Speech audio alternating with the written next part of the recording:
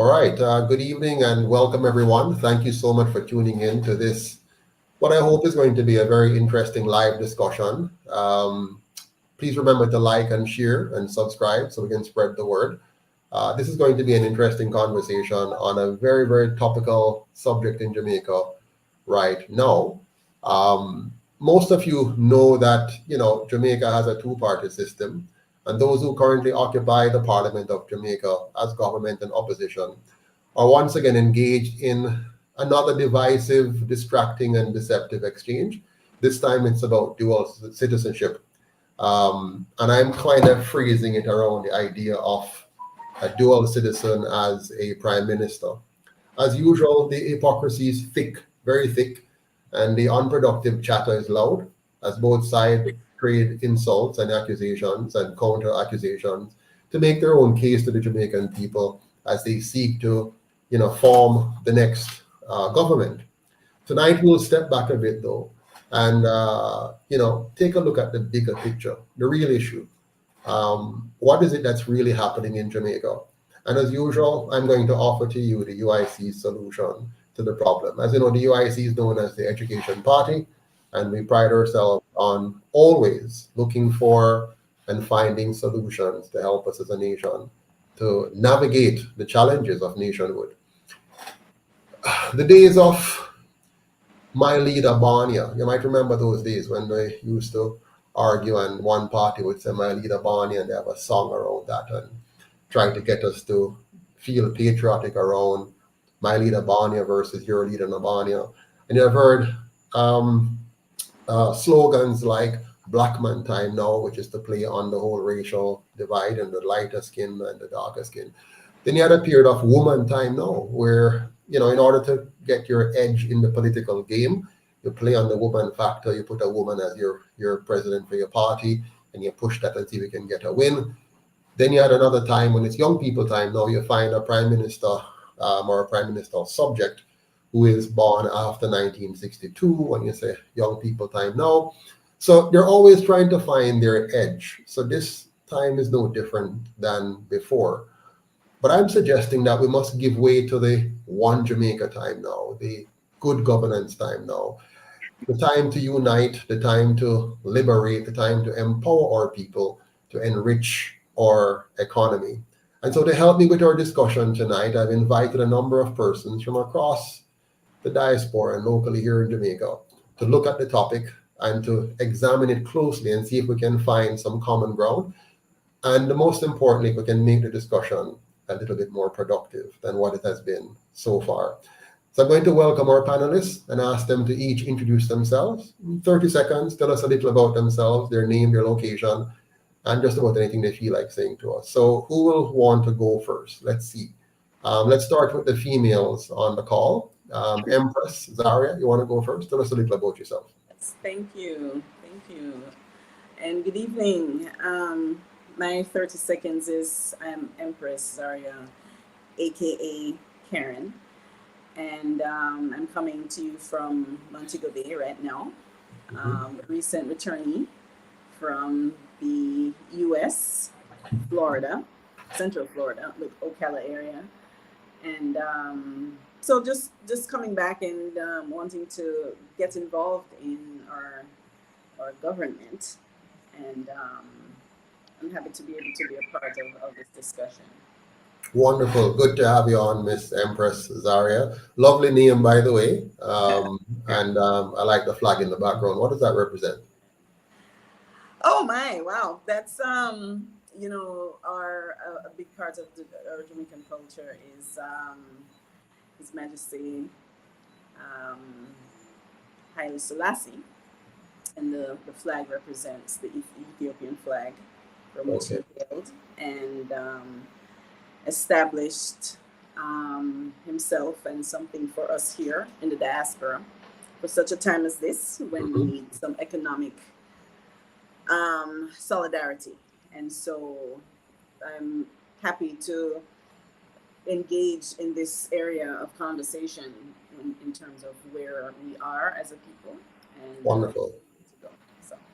All right, looking forward to your input. Let's hear from the next young lady on the call, Madame Carrie Ann Walker. I do apologize for my tardiness. In any event, it's a pleasure to be here. I look forward to the discussion.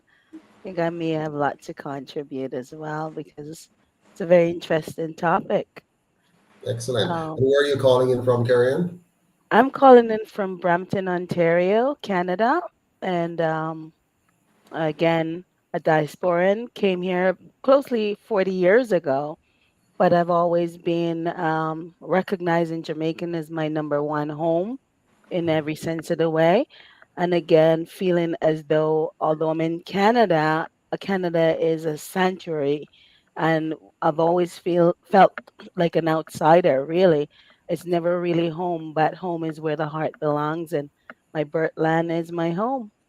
Wonderful. Excellent. We're looking forward to hearing your input. And the great Mr. Duff, your interest, sir. Good evening again, everyone, and thanks for inviting me on to this podcast. I appreciate it. I am one of those older Jamaican that actually I came to Canada probably more than 50 years ago. I stopped counting a long time. So came here as a child, grew up here, and connected back to my roots from about, I would say, 1982-ish onward. From then, I've been returning religiously until I would say COVID, which I got stuck down there for about 9 months with my family, and still I'm eager to return. I am, very much interested in this conversation because it may not necessarily affect me directly myself, but it could affect any one of my offsprings, which is very important to me and to some of them, because though we may travel and we travel as most people did for the economical reason, not because we are afraid of the conversation and stuff, but those are the things. So looking forward to this evening's conversation and my input and to bring it across to everyone. Thanks for my Wonderful. invitation. Thank you, Mr. Duff. And I can tell you're going to have a lot to say tonight. So looking forward to that. Um, Mr. The Real Patriot, welcome, sir. Introduce yourself to us tonight. All right. Good evening, everyone. The real patriot, as the name suggests. Um, Patriot, Jamaica for me is first. It's always first. I'm apolitical in nature. Um, Not necessarily any particular party. I'm Jamaica first, and whatever benefits Jamaica. I was particularly interested in this conversation and this discussion because it referenced diaspora, right? And I believe the diaspora has a very important role to play if Jamaica is going to get to its full potential. So I've listened to the JLP's take, the PMP's take, and the UIC. I haven't heard it much yet, so I was really gung ho to join this panel to hear Mr. Patterson's view on it and probably answer some questions that I might have. So thank you for the invitation. I'm happy to be here. Wonderful. And you're in the right place, sir, because tonight we want to hear everyone's opinion, any facts you might have, any suggestions you might have, any questions you might have on the subject. It doesn't matter what your affiliation is. I want you to be very open, transparent, if you will. Ask any questions and don't feel compelled to agree with me, disagree with anything that I have to say, and share your views. And let's see if we can find some consensus in the process. Welcome. Oh, by the way, Mr. Patriot, where are you calling in from? Oh, I'm calling from Canada, Alberta, Canada. And Beautiful. let me just preface this to say, as the name suggests, I'm a patriot. So don't expect to hear any standard English over here. Expect some patois jumping out in the middle of the thing. So from time to time. Tuesday. Tuesday. No problem. We are multilingual on this platform.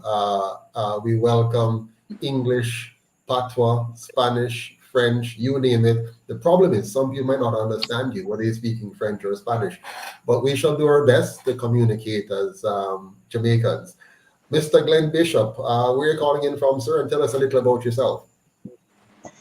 Well, I am the real patriot that is still being patriotic to the land, the soil. So I Ah, am native of Jamaica, living in one of the first free villages established in Jamaica in Betheltown, Westmoreland. really? So here to share and looking forward to a very fruitful conversation. Beautiful, Mr. Bishop. I didn't know that you were in Westmoreland. I've seen you on social media and stuff, but I didn't know that you were in Betheltown, Westmoreland, where my good friend Mr. Winston Wright is our MP candidate over there. So good to have you on. Well, let me just say, big up yourself to all the people on the live, wherever you are around the world, on YouTube, on Facebook, on Twitter, wherever you are. I see some of your names in the content area here, Mr. Ransford McLean. Pleasant Sunday to you as well, my fellow uniter. Miss Patricia Burgess, happy Sunday to you as well. Big up yourself, Mr. Wayne Noble, always on target, promoting UIC around the world. Bless up, family. Jala in the house. Big up yourself, Mr. Jala. Good to see you on. And I see Mr. Wilbert Myers as well. I think you mean you guys. Yes, I think you mean you guys, eh? To link up. Please, let it be you guys. Mr. Myers, be careful here, all right? Please correct it, Mr. Myers. I am heterosexual. Yeah, Mr. Myers, fix your right up there, here, from gays to guys. And as you know, we have nothing against anyone, but we want to have accuracy in our communication. I don't know who the PMP is, though. I don't know who PMP is. You can tell us who that is or what that is. And then I see Mr. Ask the Bus Driver. Welcome to you as well, sir or ma'am. Not sure which is which. Big up yourself, Faye Brown, my good friend from, I think, from over in Kingston there. Good to see you on as well. Mr. Duff, where were you from? You didn't tell us where you're calling in from. Oh my, Mr. Duff disappeared as soon as I asked. All right, let's get into our discussion now. No? So we're going to switch between Patois and English. So we're going to be doing that. Now, I want to begin by saying, and this is very important because we, as a people, we have succumbed to this quite easily. And I want to see if I can begin now. And what I've been saying for years, we should not allow ourselves to be tricked yet again by the division, the distraction, and the deception that comes with the divide and conquer system of partisan politics that we have been taught to practice, that we have been led to practice. It has destroyed us mentally because, as you see in our political conversations, many persons cannot reason. If their party said the sky is green, even if their own eyes tell them the sky is green, is blue, they're going to say it's green. And if on the other side, if their party says the sky is orange, even if they look up and say that the sky is blue, they're still going to say the sky is orange. And so I want to discourage that right here. I want us to take off any partisan hats that we have and put on the Jamaica hat and maintain that going forward so that we can think clearly and rationally. Otherwise, the strategy of divide and conquer will continue to conquer us as a people. Jamaica's politics is built on 3 pillars: division, tribal, distraction, take our eyes off what's really happening, and deception, so that a few people can extract our wealth. The goal, it seems, and I'm sure it is for us to flip-flop between 2 controlled opponents or become supporters of one or the other, so that the real puppet masters behind the scene can remain firmly in control. But I want to say to you tonight that the real issue to me, and I hope it is to you, is whether or not something is wrong with our governance model, the one that we have been following for so many years. Something is wrong with that model. And if something is wrong, what should we do about it to ensure we have a more effective system of governance? Notice I'm not talking yet about dual citizenship. I'm talking first about the real issue, and you're going to see how the problem of dual citizenship weaves into that. And so I want to get your first impression. each of you, on what I've just said. Do you see the same thing, or do you see something else? Let's begin with Mr. Bishop.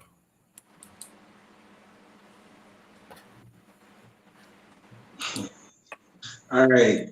I am disappointed by the fact that you would have both sentiments wrapped into one question, because I am for Jamaica, and I think the system of governance that we have employed in Jamaica since our alleged independence is the reason for the state of affairs in Jamaica. And with that said, it is clearly flawed. Now, the dual citizenship issue is just one of the flaws in the system. So I will let that alone be the comment that I make on your statement until we delve into or further into the conversation. Beautiful, sir. I really appreciate that. Excellent commentary. Let me hear what your thoughts are, Empress Zaria, on what I've said so far. What are your thoughts on that? Put that into context for yourself.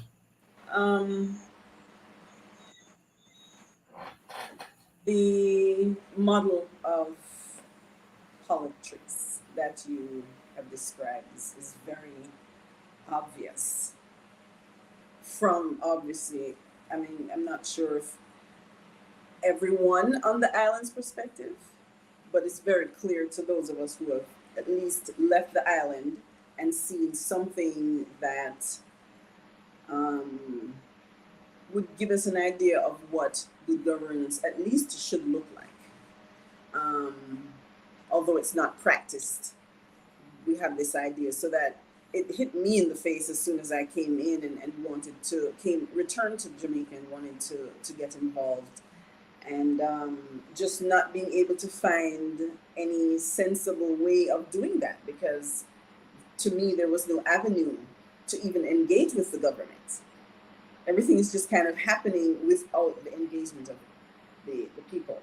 So I concur. I agree with your observation, and why even having an option, a third party, is such a refreshing.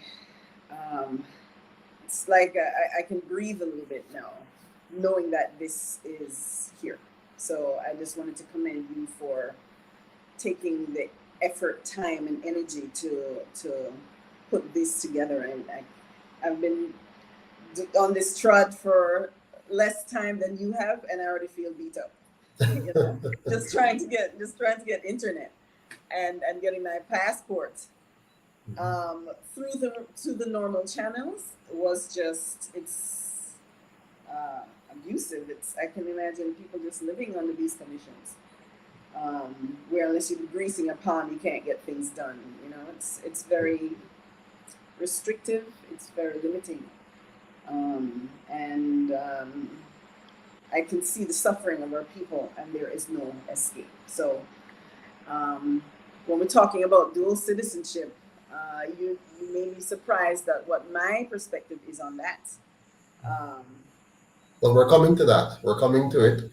I just want to set the stage first, because for me, I like to approach problems from first principle, not just to jump on the problem, but to see where it's coming from. Let me hear now, Mr. Duff, my characterization of the basic challenge and the basic issue, which will lead into our discussion on dual citizenship. How do you view what I've just said? Is that in keeping with your own way of thinking, or is there another dimension to it that you want to bring to the table? Yes, it is within the keeping of what, with what you're saying. I would like to add to the fact that most diaspora, that travels, lived abroad, travel, even for a short visit, we all tend to have the same 98.9% issues to deal with when we return. So it is an obvious issue and problem throughout the entire country. And all 98% people cannot have the same issue, and it is not a problem. Something is inherently wrong. What have they done about it? Nothing. What do they intend to do about it? Little or nothing. but they love the remittance that is coming back. And contributory factors like that will not, it cannot fix a country because we're not a cash cow. We're human with problems that needs resolution. Without those, we cannot, we will always have what we're having, this from this discussion and beyond. Excellent. Well, thank you, Mr. Duff, for that. And let's hear from Ms. Carrie Ann Walker. Based on what I've said, what is your response to that?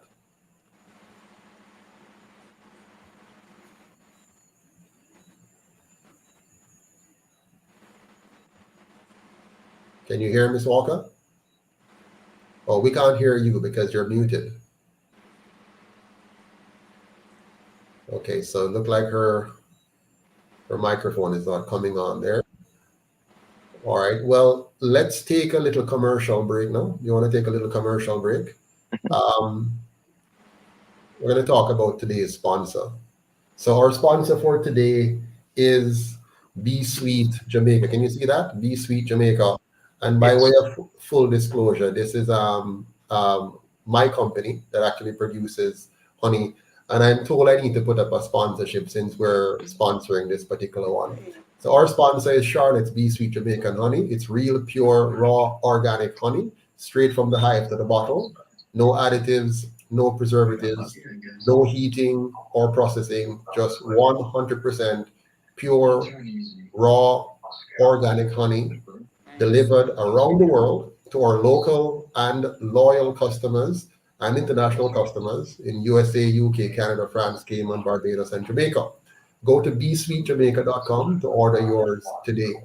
And that's my commercial for today. Excellent. I believe I'm ready to go whenever you're ready, Mr. Patterson. Wonderful. So now let's hear from Ms. Carrie Ann Walker, your thoughts on my earlier introduction. Well, I just want to recap. Your question was, is the model of governance working for Jamaica? That was, I believe, your initial question.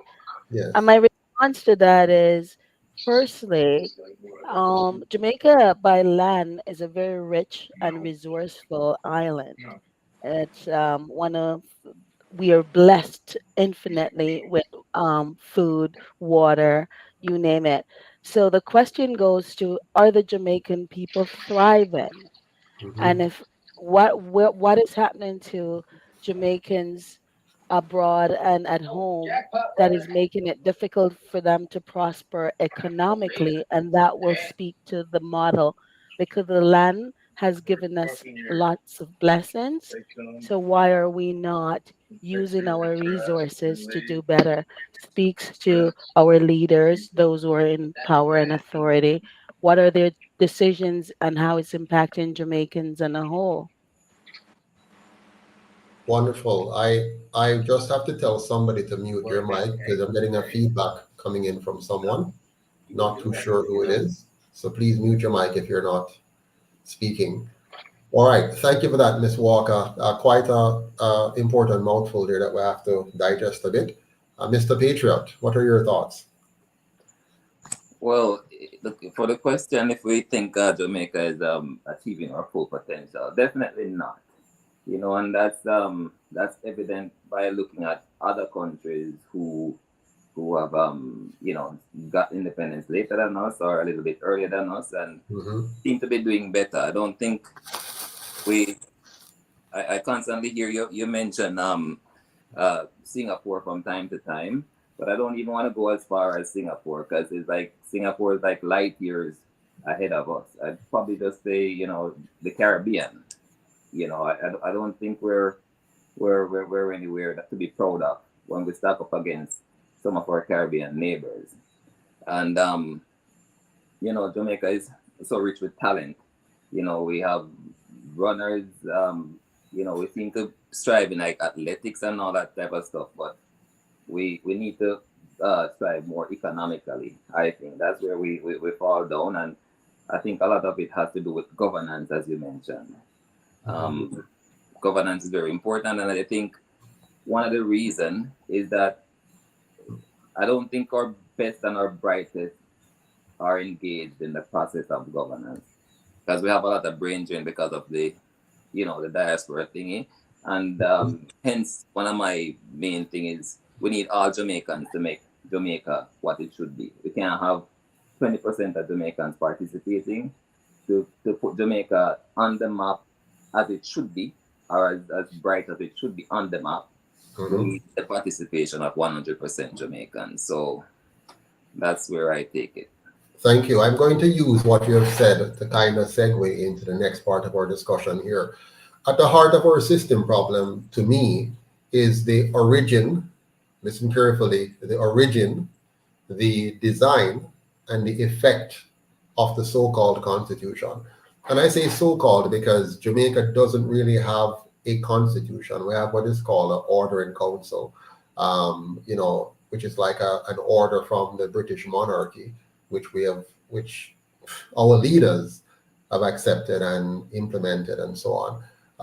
But I believe that the heart of our problem begins with looking at the origin of that constitution, looking at the design of that constitution, and then looking at the effects of that constitution. If we don't understand our past, we're doomed to repeat it, and we have been repeating it since the dawn of African slavery, the slave trade in Africa to the New World. We have allowed ourselves we've allowed others actually to do our thinking for us, our planning for us, our organizing for us, and our directing for us. When we first agreed to catch and trade our fellow Africans for European goods, and this is very serious. This trend, which began as far back as then, has continued to today, where our leaders tend to be rubber stamps for other people. They tend to just take what is suggested to them or what is given to them or what is commanded of them, and they just apply it to our people. They don't think about the cause and effect relationship. They don't think about the context in which it is being applied, our history, our background. They just apply it. For example, when I talk about Singapore, some people would say, Singapore, they have a different culture from we, so you can't just talk. And they have a point to raise that. And I have a comeback for that. But why don't we apply that to everything that we do? Think about the cultural significance, the historical significance, before we just go ahead and carte blanche, bam, drop this bomb with people and then start to run with it. And then we have some serious, maybe unintended consequences on our leaders' part. But I believe the colonial powers were very wise and smart because they knew what the consequences would be of insisting or directing or demanding that we follow a particular trend. So before I get now into the mechanics of that, I want to get your take on that thought. Do you agree with me that we need to look at the origin, the design, and the effect of the so-called constitution that we have, and that we have been repeating history because we fail to understand history, beginning with our forefathers agreeing to take European goods in exchange for robbing Africa of its young men and women, sending them into slavery, brain draining the African continent of their youth and of their vigor for guns and ammunitions and tobacco and rum and or alcohol and so on. Have we been doing the same thing today, giving up our right to think, our right to plan, our right to organize and direct our affairs for ourselves by merely following the blueprint of some other people throughout our history to this point? Let me begin with you, Madam Empress, to jump in on this one, and then we're going to go to Mr. Leighton Reed and then Ms. Elvira Sambo.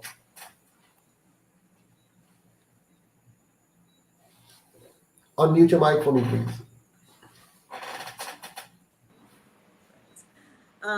You asked earlier about the flag behind me and yes, context of what you're talking about, these constitution rules and guidelines that we are expected to just follow, everyone, and not forgetting that there are sovereign people that exist in the same plane that the politicians are governing, and they're being dragged into the this vacuum that they're creating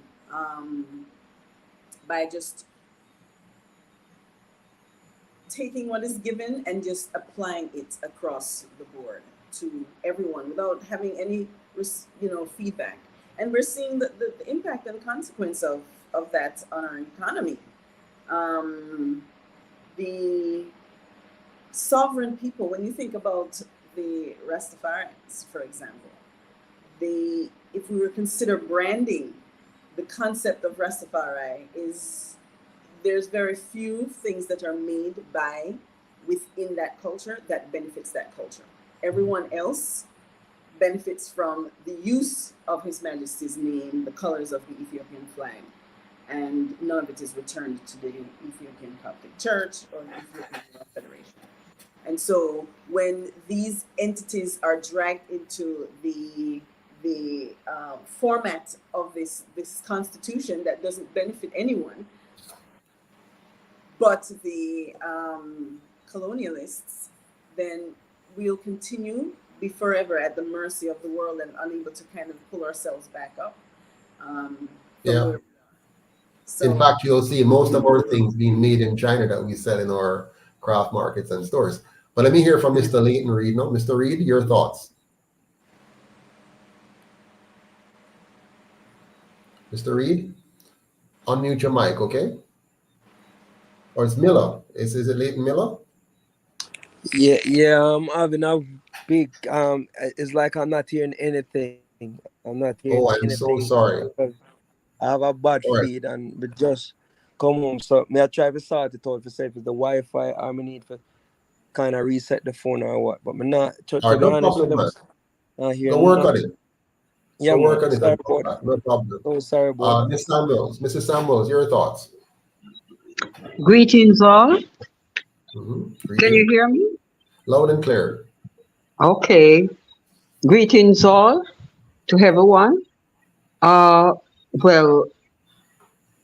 it was the UIC that really engaged me in understanding or getting some information on the Constitution. To be honest, I am a Jamaican, although I've traveled before, but I've never thought about it, until I know that Mr. Patterson has said he will, once he become a government, the government, the UIC, that he would change the Constitution.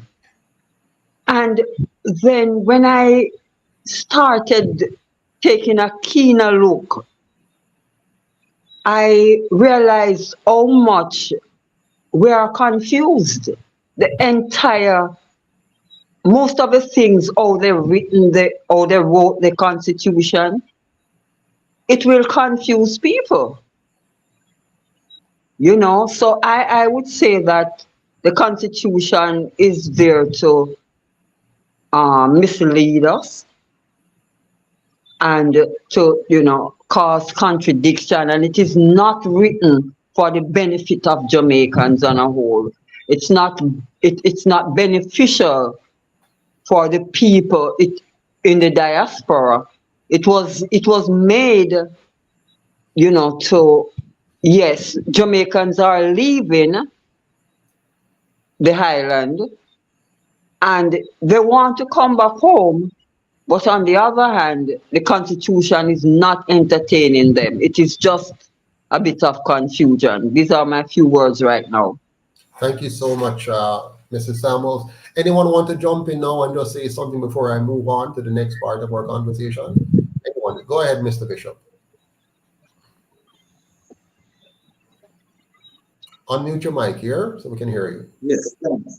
So I want to say on the point of follow that all colonies or all countries that were previously colonies would have gotten the same constitution, the same document to start their journey.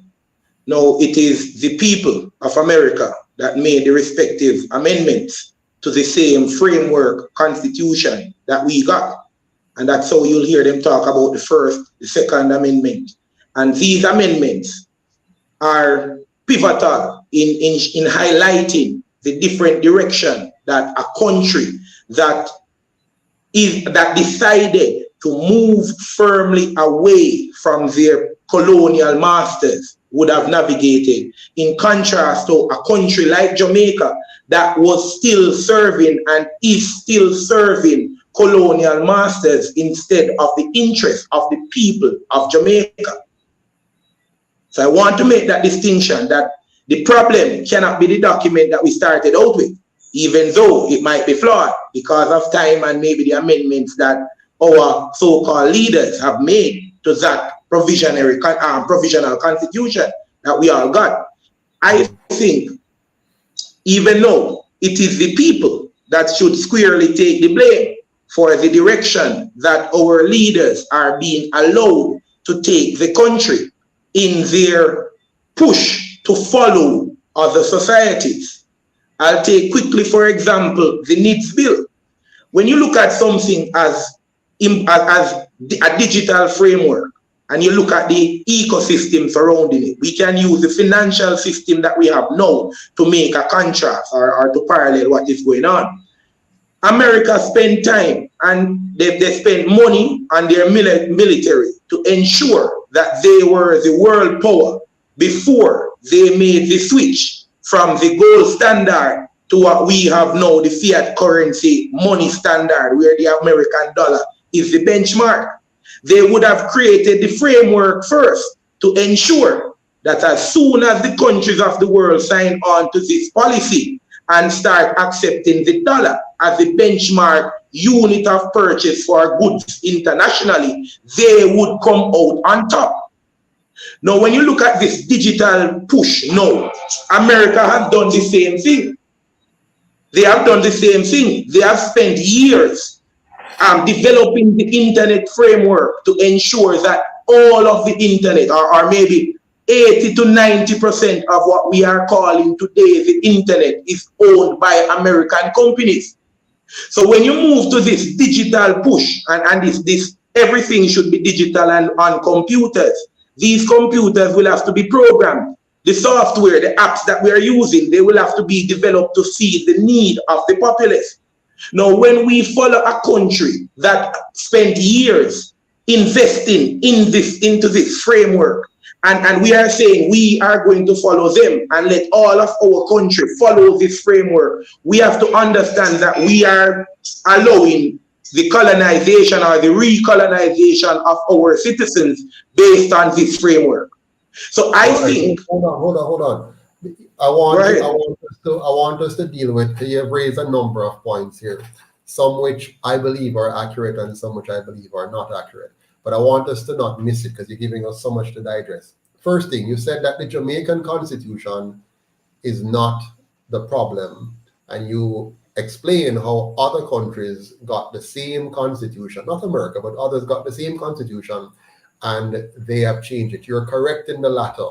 Now, what you have to remember, in 1962, when Jamaica adopted the current constitution that we have, the people of Jamaica were highly uneducated. Like the people, the vast majority of people were highly uneducated. So they were not in a position to really direct their leaders. The leaders were in a very advantageous position to lead the people. If you go back and look at the footage, the Jamaican people were very happy and exuberant and jubilant about the change, the so-called independence, because they were ignorant. But you had people like Norman Washington Manley and Buster Manty. Norman Manley is a Rhodes Scholar, trained lawyer from England. And you had other members of the team who were equally well educated according to the standards of education. And they sat around the table. David Core, Mr. Siaga himself is a part of that conversation. And these people agreed to a constitution that would then guide the affairs of Jamaica.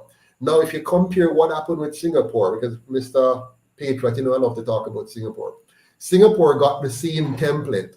And if you go and look at the Singaporean constitution, you can't tell that they got the same template. Immediately, they moved to a republic. So they immediately got rid of the monarchy the moment they became an independent nation. That's number one.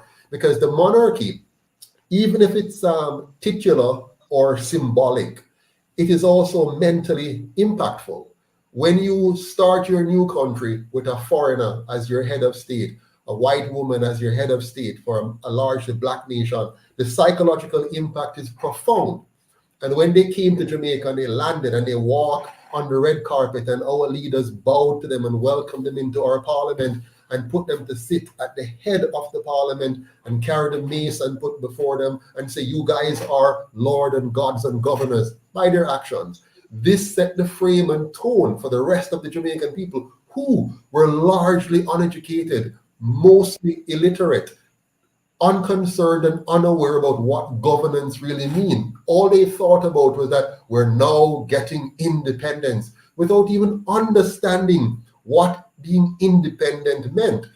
In fact, the same trick occurred in 1944 when they gave us the so-called right to vote, where we jumped for joy because, again, we misunderstood. We never realized that, wait a minute, this right to vote doesn't mean nothing if you don't have the right to decide who to vote for. And when the people in charge, those in the background, get to decide who can be nominated by virtue of the cunning that they have. Even today in Jamaica, we don't get to decide who is nominated in real terms. We get to decide which of the design nominees we get to vote for. So the same trickery continues to this very day. But the people of Jamaica were in no position. The people were in no position to stand up for themselves. They trusted Norman Manley. They trusted Michael Manley and their team. And today, now we have the ability to think clearly and rationally. And a big percentage of us decide that we still don't want to think. We still don't want to think for ourselves. We want to continue to allow two-party to tell what we do. And if they say the sky is orange and it look blue to it, we still go and say it orange.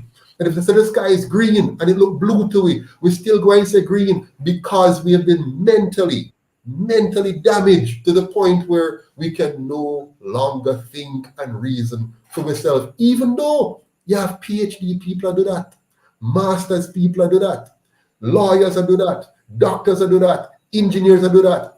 And the point I'm making today now, that first constitution and the decisions of our first set of leaders and those they have trained down through the age, right to Mark and Andrew, have continued to apply that same mechanism that keeps us in a depressed mental, physical, psychological, and economical oppressed state that we're in. And that's what we're trying to get over.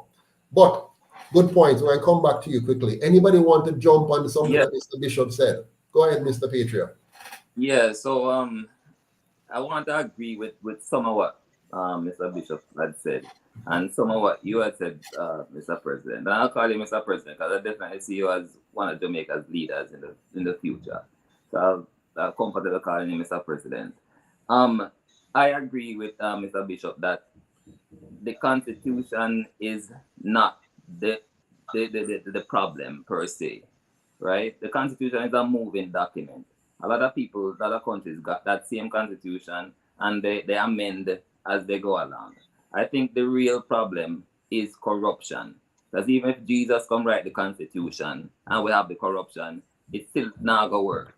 It's really corruption. If there's no corruption, there's enough money to go around for everybody, right? So I am not necessarily in favor of changing and throwing away the Constitution and getting everything brand new, but I'm in favor for getting all Jamaicans involved, like the diaspora people, because I feel like if we get anywhere, we need the participation of everybody. So there are parts of the Constitution that needs to be changed, and we need to strengthen up some laws where politicians and others can't slip through the loopholes in a corrupt way. So it's really corruption is our main holdback. And even Singapore, if Singapore wasn't so tough on corruption, trust me, Singapore wouldn't be as far as they are today. Thank you. Okay. So that's it. Good point. Bear in mind, and when I say good point, doesn't mean I agree with you. I believe, you see, a constitution is your governing document. Exactly. Your constitution decides whether or not you have a framework that properly tackles corruption, or a framework that encourages corruption. I'll give you one quick example. In our constitution, all of the senators are appointed by the heads of the two parties that governs the country. So 13 of the senators are appointed by the prime minister, 8 are appointed by the opposition leader. Because the prime minister is in a position to appoint those same senators to ministerial positions, they will hesitate to do anything to jeopardize that position. So they're going to be rubber stamps for the prime minister.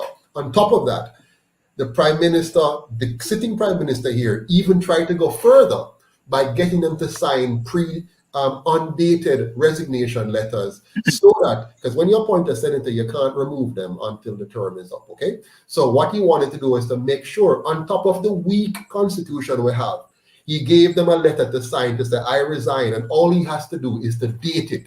So if any one of them step out of line, he is able to just cut them. Now, here's where he was undermining the constitution, which was already weak in its design. Now, the UIC's proposal for constitution is, let's have elected senators who are elected independent of the prime minister by the parish, so that when them come to parliament, they can think and act and speak with independence and without any repercussions from the prime minister or whoever happens to occupy the executive. That's the importance of a constitution.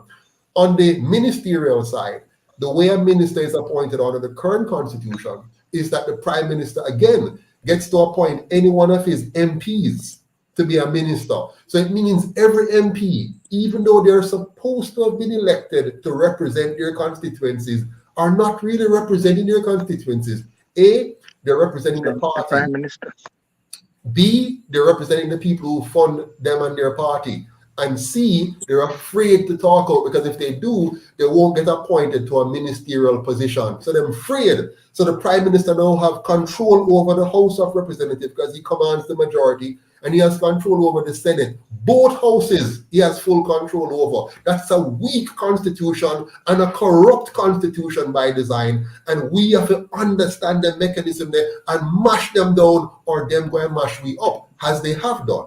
So what I want to do is for us to understand these mechanisms and then pursue with aggression the destruction of those colonial frameworks and put in place a more robust constitution that will give us the checks and balances to prevent the kind of corruption that we have now become used to. But let's move on quickly. I want to now shift the conversation, which is going to be a little bit more of what we're talking about now, to why we have this dual citizenship issue, right? We must begin by understanding how the Constitution feeds into this. Now, we have, first of all, in our Constitution, a foreign head of state, okay? We have a Constitution with a foreign head of state. The King or Queen of England, the monarch of England, is our head of state. They head our country. Whether you want to say it is titular or ceremonial or whatever, it's still the head of your country is a foreigner, resident in a foreign country, who has the highest honor and position in your governance structure. Okay? The Constitution is written, if you read it carefully, it's written to protect the interest of the monarchy instead of the people, which it sees as subjects. So our Constitution do not see us as sovereign individuals or as a sovereign collective. It sees us as subjects of another person or a group of persons. The head of the monarch and his or her heirs are what we're paying obeisance to in our Constitution. Now, let's step back a bit and think about this carefully. Where is this really coming from? How has this guided us to where we are today? Why did we accept that as normal? We accept that as normal because in 1834, when we got freedom, so-called freedom, emancipation, we celebrate Emancipation Day. When we got that fake freedom, then our people were not intellectually endowed and structurally organized to say to the powers that be in 1834, this is fake freedom, because you did not give us back our land, nor did you give us back our lost labor that you have extracted at gunpoint, okay, or sword point, whichever. Number two, fast forward 100 years later to 1944. So we were free from 1834 to 1944. And for that 100 years of freedom called emancipation, we couldn't vote. But in 1944, they gave us now fake democracy where they controlled the system, designed two parties for us, eliminated Marcus Garvey, and made sure the system is designed to trick us that we're now going to vote, but our vote will be meaningless because who we're voting for are controlled by the establishment behind the scenes. Okay? Back then we called them the plantocracy. That's 1944, 100 years between freedom. 18 years later, when they see that we have accepted that as being okay, and we have bought into it and started to use sticks and stones to beat up each other for our preferred party and saying, you know, we'll follow Buster till we die, and we love Norman Manley and then Michael Manley. We followed that in 1962, and we accepted the fake independence. Watch what's going on here now. Today, the same two parties, using the same divide and conquer strategy, is now leading us, marching us towards a fake republic in 2024. And by the time they finish this game that they're playing with us, we are going to vote away more of our rights while thinking we're voting for a republic. Or we're going to vote no and end up with the status quo, which is we're still where we were before. Follow me carefully. Our leaders, the very people we have trusted for the last 80 years, they chose the monarchy over a republic. This implies that they accepted the status as subjects, and they embraced the idea of being a part of the British monarchy and a part of its commonwealth. The evidence of this is that since 1962 to today, 61, 2 years, we have kept the monarchy in place without even slightly changing it. So our leaders are fully committed to this. Watch me carefully. All of our leaders, or most of them, including the sitting Prime Minister, accepted the UK Privy Council as our final appeals court. And they have kept that in place and fought against any change from that. The PMs, including PJ Patterson and Andrew Holness, they have also accepted the King's Council status, which means they honor the monarchy. So mentally, they're more deranged than the people they're leading. The people will never rise higher than their leaders. And if they're following deranged leaders, the people are also going to be deranged. So this so-called constitution does not see the Commonwealth countries as foreign powers, contrary to what you have heard in some of the other vloggers. So the Commonwealth countries like Canada, Australia, Bangladesh, Canada, these Commonwealth countries are seen as part of the British domain, regardless of whatever weakness there might be in the attractions and connections. And so when the Constitution now talks about you signing up to a foreign power, if you have signed up to a passport in Canada or a passport in England or a passport in Australia, you have not signed up to a foreign power because you're still signed up to the Commonwealth of Britain. And while this may be argued otherwise in the courts, and in some countries they have argued against it and won, but the fact of the matter is, if we were to follow the logic of our Constitution, the decisions of the framers of our Constitution, the first parliament that adopted our Constitution, you would see that we have accepted our status as subjects, and therefore the Commonwealth as part of the domain of our head of state, and therefore we're not paying allegiance to any foreign power.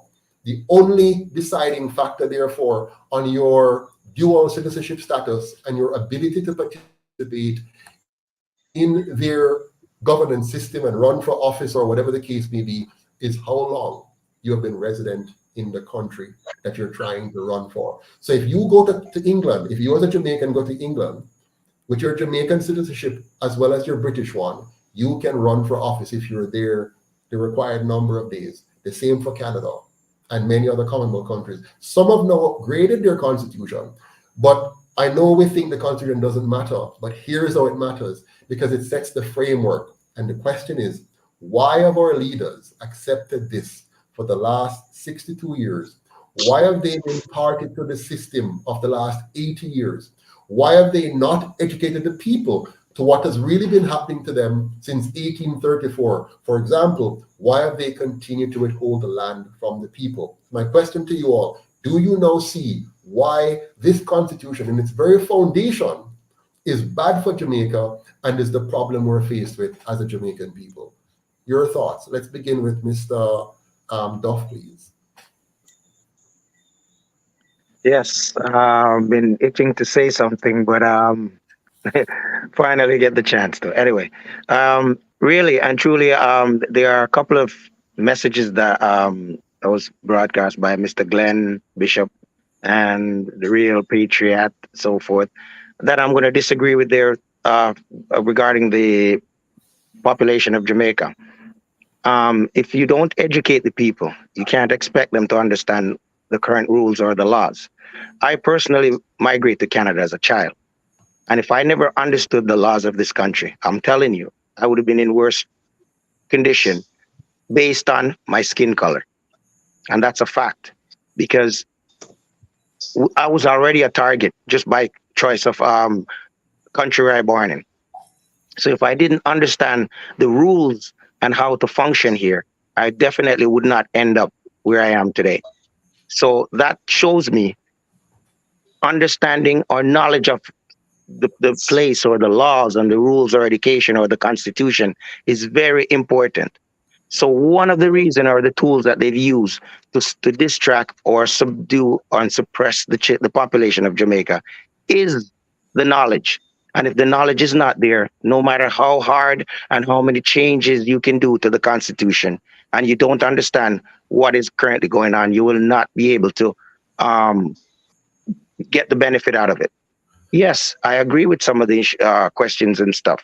So, because there are things that Jamaicans should have done.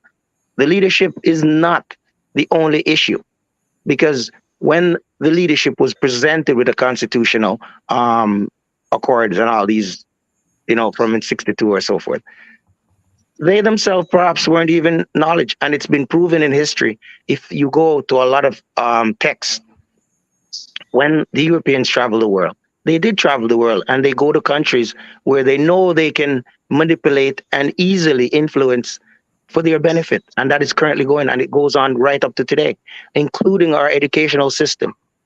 There's no place in Europe that they adopt the African educational system as is and put it into practice. No, they modify it to their own benefit.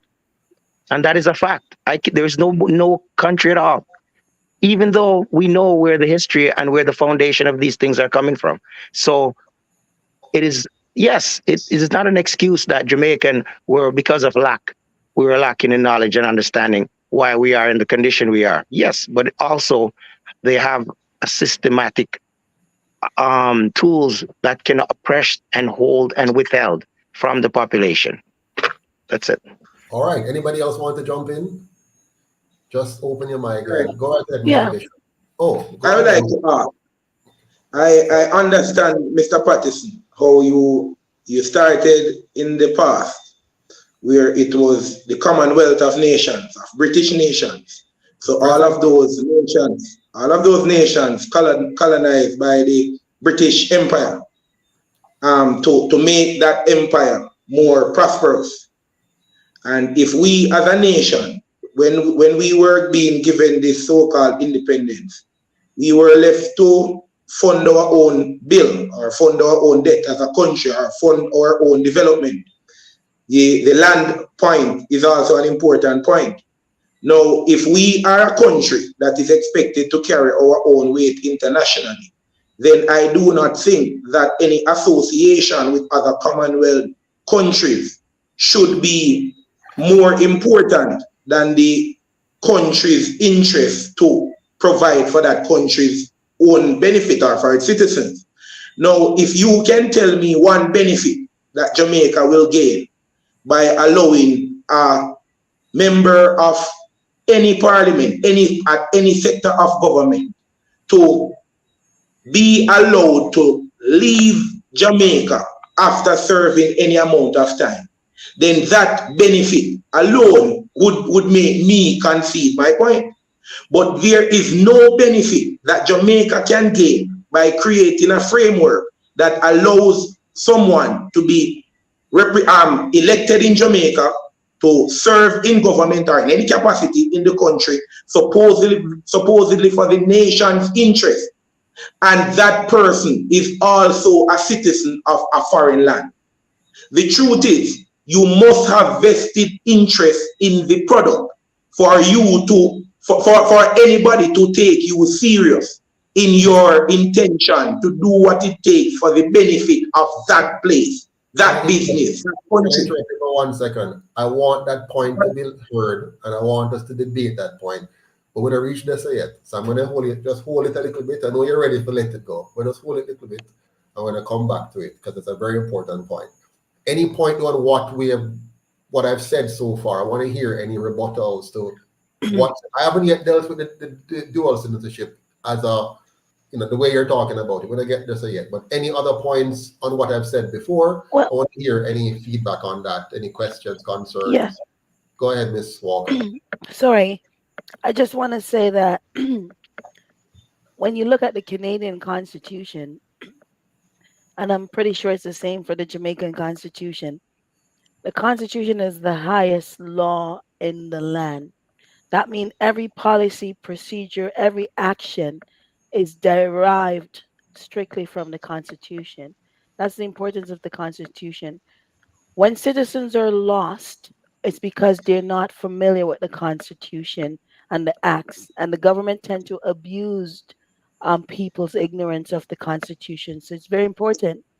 Now, when I take a look at the Jamaican Constitution and I made a comparison to the Canadian Constitution, I noticed that the Jamaican Constitution is not written for Jamaican because it's not written for the layman. It's written for lawyers or qualified individuals. So already it is not there to prosper the Jamaican. Just by looking at it, is not very legible when you compare that to the Canadian. So it's not simplified for the average Jamaican to understand it. And that creates a level of confusion and disconnection. And secondly, also, when I look at the Jamaican Constitution, the Governor General is foremost written all throughout that Constitution. So the Constitution speaks to England and the interest of England. So again, if we're talking about Jamaica and we're using a document that is the guiding principle over all affairs in the country, and that Constitution is written not to be in line with its citizen, we have a real problem because every action that is taken is gonna be taken from that document before it goes to anywhere else. And I just wanted to say that. Wonderful. Thank you so much, Ms. Walker. You make a very important point where you refer to the fact that the document is not written in the language of the Jamaican people, for one. It's not written for them to, in fact, even the brightest Jamaican will struggle with the document to really go through it and have a real appreciation. I love the way, for example, the Americans wrote their constitution. You, by reading just the preamble alone, just the preamble, you know what they're talking about. You know where they want to go with their country, what their mission is. Jamaica have no mission. Our mission is to serve the monarchy. That is what you see in Jamaica. Our mission is to serve the monarchy, to love the monarchy, to adore the monarchy, to obey the monarchy, and to look out for the interests of the monarchy and their heirs. Then we have a bunch of other stuff that are mentioned, and one day later we add something about Bill of Rights and so on. But our constitution, which is not our constitution, the colonial constitution, is written with the mission of the colonials in mind, with the desires of the colonials in mind, and not us. So we can't, I'm going to talk to this later. I'm going to get back to this, but let me just jump now, unless somebody else wants to say something on what we just said. I want to jump to the next point, which I think will begin to give Mr.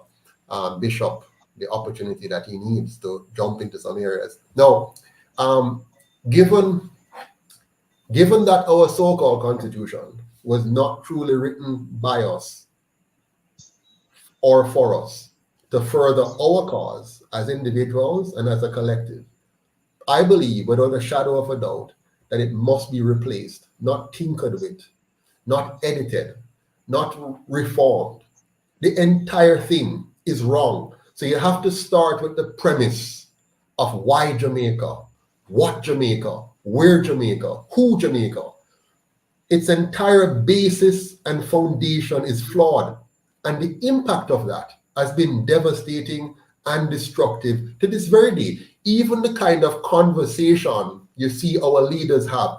I want you to take for a moment and go and just look at a conversation that, say, the president of the prime minister of Singapore has, and the opposition, and just listen to their MPs talk. Go and watch one of their parliament, and you'll see the tenure. You'll see the kind of conversation which is had, which we can't have. We just have aggressive fight, cuss conversation. Even myself, I've come back to Jamaica and I can't even have solid, good conversation with people because we just want to fight.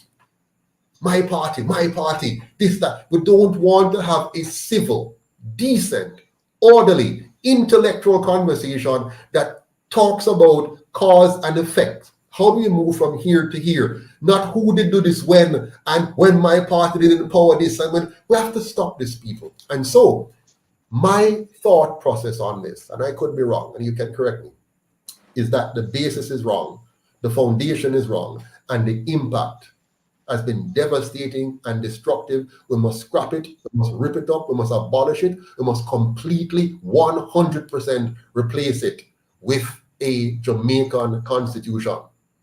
And so for this to happen, our first and true constitution must reflect our aspirations, our history, and our reality. And here's why I say this. We have to make sure it reflects our reality as a people.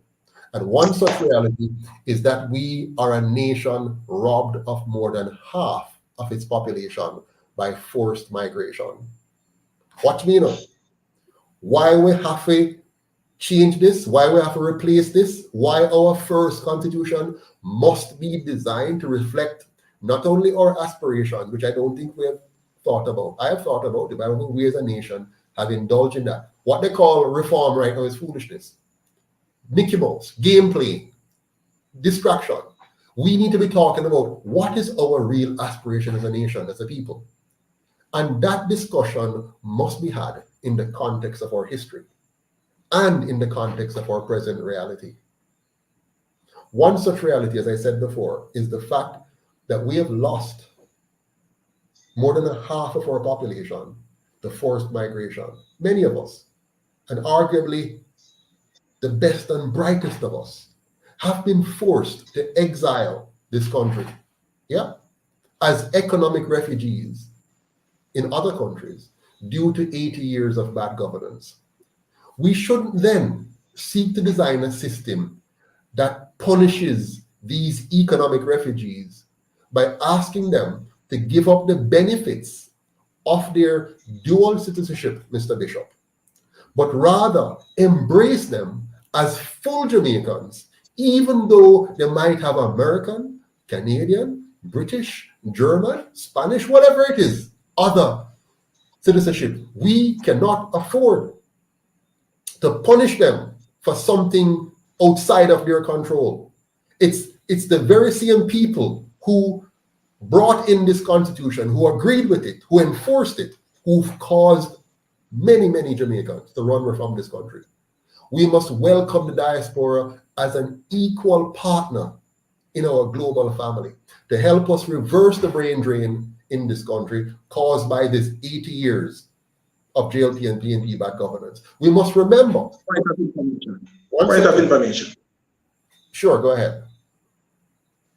Go ahead. If we are going to take that view of it, then we need to really assess what led to the Emancipation Declaration, what led to the end of slavery. So let us not go back to 1962.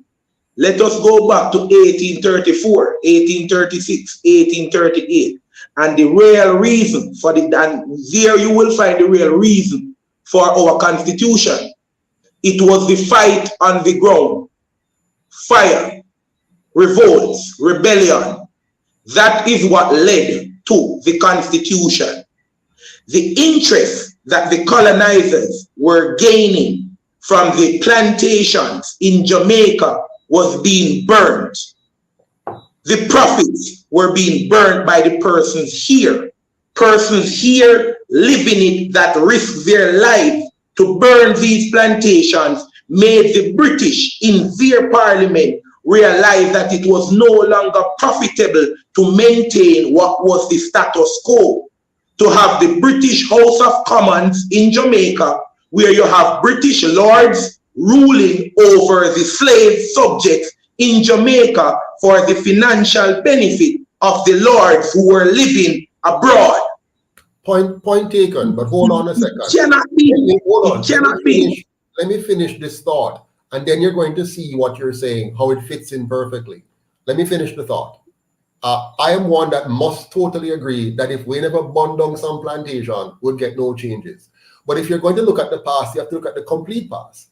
World War I and II had its impact. It's not just what we did in Jamaica that created the outcome. It's a global confluence of issues that brought us to that point. But let me not stray too far. I want to finish this point. We must remember, and we must respect, and we must appreciate the billions in remittances which the diaspora sent to this country and sent many children to school, paid many healthcare bills. Hold on. Paid many healthcare bills, provided a pension for many seniors, and put food on the table for many struggling families. Let us not be foolish and misunderstand what we're talking about here. We were forced outside of our country. There are many people who want to come back home badly, but they were forced out of their country because of our own leaders. Not what happened in the past, but what is happening in the present. Since we took over our own country or pretended to take over our own country, we have continued to maintain structures and processes and models that cause us to run out many of our people. These same diasporans have spent billions into our economy every time they return from vacation, graduations, champs, and funerals. The point I'm making is this. Any new constitution, and if we really want to move Jamaica forward, we must look at not just the past, but also the present reality. You can't have half of your people, more than half of your people, outside of the country. Arguably, the best and brightest people of our country who have been forced out of it, because every time we have a graduation from high school, 70% of the students that graduate do not have the skills that they need to have. 30% have somewhat the skills they need to have. And within 3 to 4 years, half of those who have the skills we need in this country are gone. So we're having more and more a concentration. And Mr. Bishop, I am hoping we don't resort to simply burning down the plantation this time, but that this time we use intelligence and strategy and design. And part of that design is to respect, appreciate, and integrate the diaspora in this country. I cede to you now to speak. Go ahead. Go ahead. That's me. Yes. I have to respond. Yeah, go I ahead. have to respond. Yeah. Do what I'm saying, Patterson. I will not try to minimize the importance of the support, the collaboration of Jamaicans living in Jamaica with the diaspora. Now, they say he who pays the piper picks the tune. And if the person here doing what it takes to fight this oppressive system of government allows themselves to be swayed by the need for remittance, then pretty soon we will not be able to find what we are fighting for, this Jamaican culture that we all, because you see, every country has people that migrate, but there's a reason why Jamaicans abroad will stand tall and embrace their Jamaica or being Jamaican. It is, for one, maybe the spirit. It is the love of Jamaica. other persons migrate to maybe the US, and as soon as they reach, they'll start claiming US citizenship, and it will be the pride of their existence. But for some reason, persons from Jamaica, wherever they go, they want to hold on to that label of being Jamaican. And I'm saying, I understand that. But if we, the persons in Jamaica, are going to be charting a framework that will benefit, that will develop, that will enhance to its full potential Jamaica, then we have to put a framework in place to ensure that the persons that we are giving this responsibility have a vested interest in Jamaica. Now, for America, for you to become the president of the United States of America, in my research, I found that you have to be a natural born American citizen. There is no such provision in Jamaica's framework of governance. And I think if we were to find one reason that is the unit factor, the denominator that has caused the dilapidated state of Jamaica's government today, our governance today, that would be the reason. The fact that someone like Mr. Edward Siaga, a known CIA operative, could have come to Jamaica and fight vehemently against policies put forward by Mr. Manley, who was a son of the soil, who was saying, the global push of governments, or I like to call them the collusion of governments that they formed with their UN, United Nations, all of their agencies. They put these agencies in place so that they can muscle or strong arm governments into doing what they want. So there once was the sugar tariff, and they wanted to say to Mr. Manley that they were going to be doing this. It was the CARICOM push, and they were telling countries to stop planting certain crops in favor of having another country plant it and sell it to you for cheaper. Mr. Manley had to hold out and say, no, it's my sugar, it's my country, and I reserve the right to even price my sugar. You see, it is for these economic pushes that Mr. Manley was making that the international collusion of governments started to create, impose embargoes on Jamaica. And that is when things started going bad. If there is a Jamaican that is for Jamaica, let us say living in America, what is it that you would, how is it that you would expect that person living in America to serve in any capacity in Jamaica's system of government for the benefit of Jamaica? That person would have a primary responsibility to develop the area that they're living. Well, can I make a Sure, jump in. Go ahead, Zaria. statement on that? If all things being equal, I would agree with that perspective that the person, you would need to be homegrown to hold such a high position in the country. However, Jamaica's makeup is different, and having lost so much of the brain drain, now what has been left, particularly after the most recent brain destruction of our small businesses during the FinSac situation, you now have people whose perspective have been limited to what's here.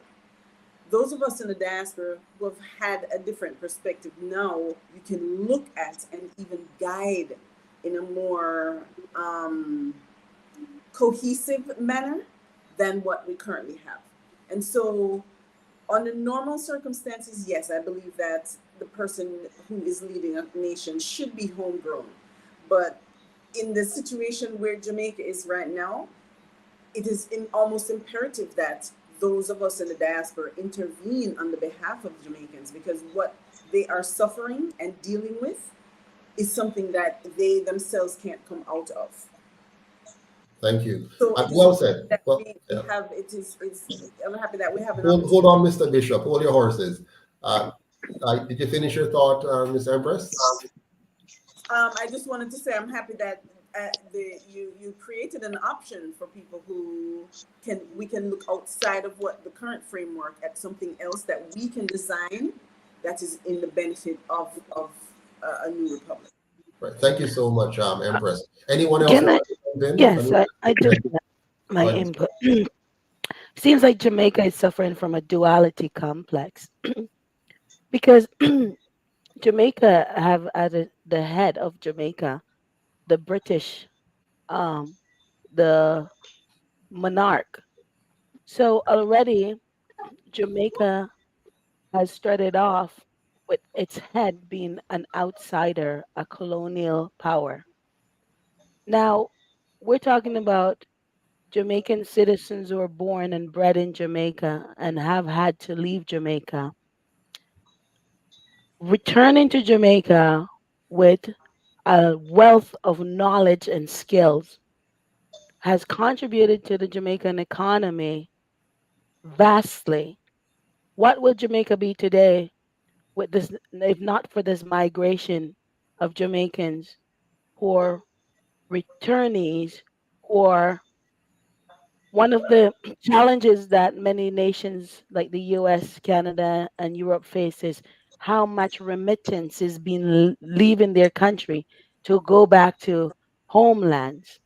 So we're not just abandoning our country, we're outside facing various challenges, knowing fully well that we will never be fully accepted in um, the country that we migrated to, and have complete devotion to the Jamaican and a pledge allegiance to Jamaica through many activities.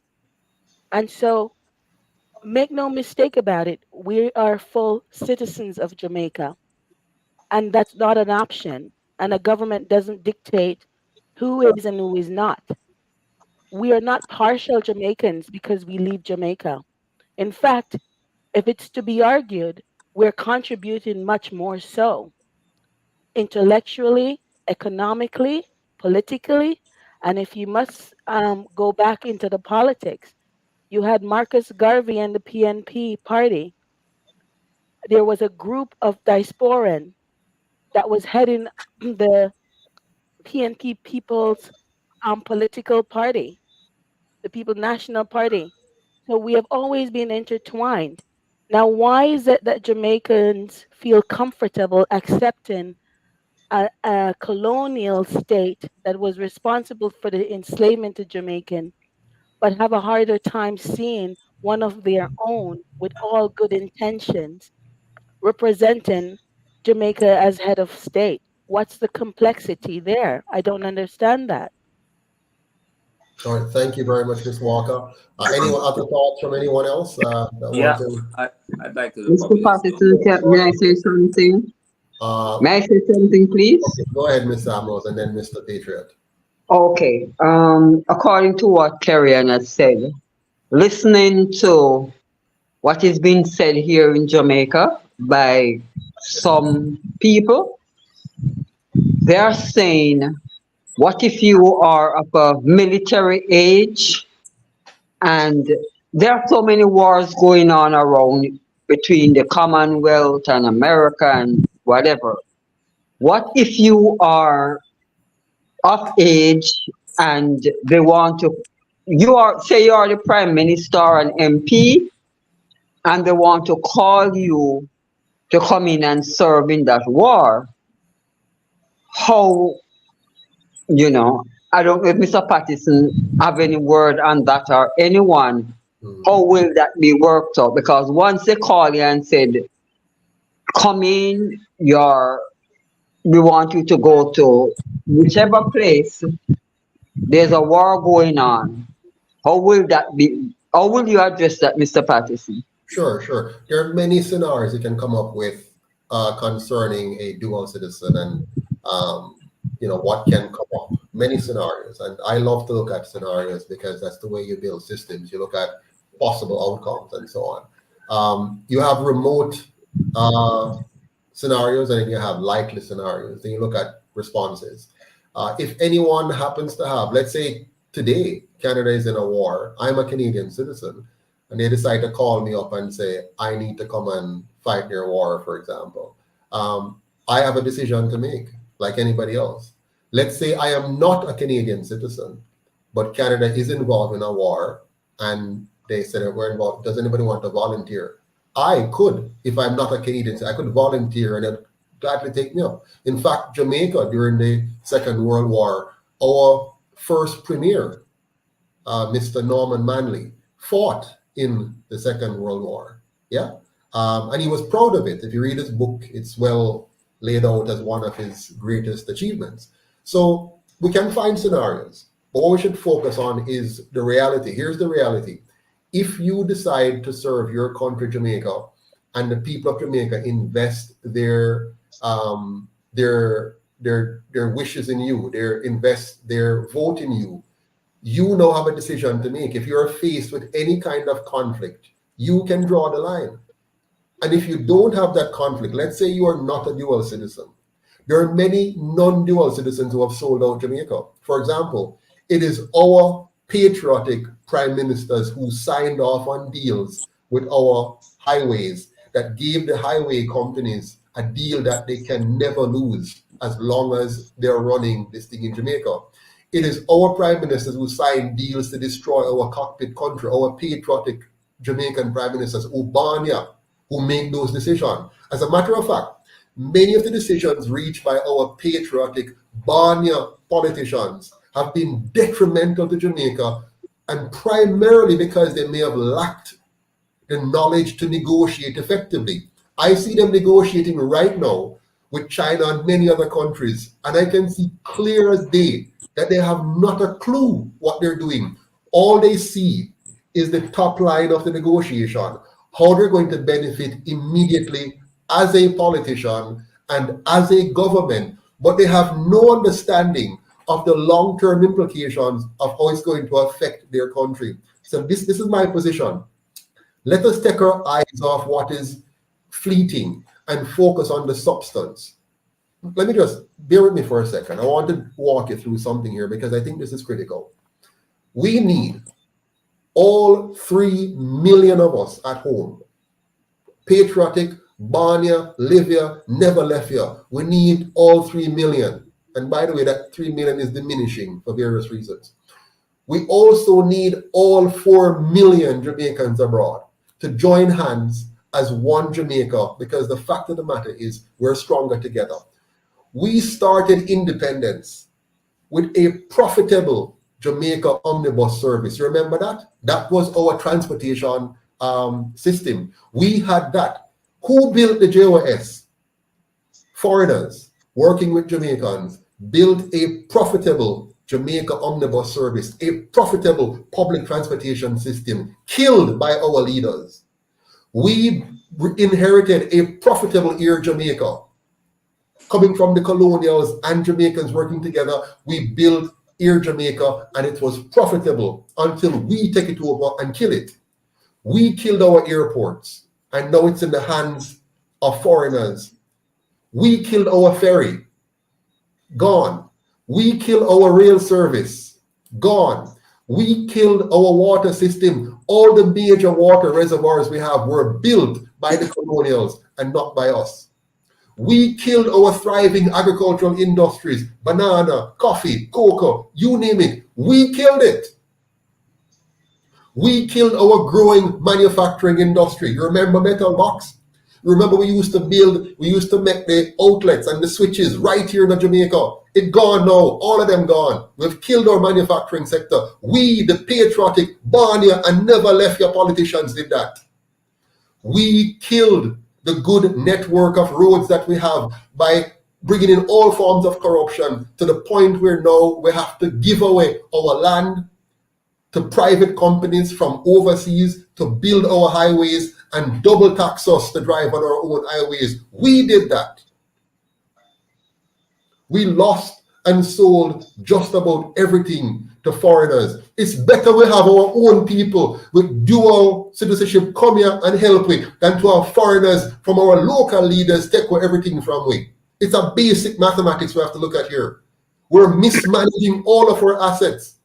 So we can't afford to dismiss more than half of our people because they have dual citizenship and tell them the only way you can come back here and help us in government is if you give up that which you have earned overseas. We cannot even build and maintain our own highways. We need the value-added intellect, the experience and the skill of the diaspora fully engaged. Let us not discriminate against our brothers and sisters.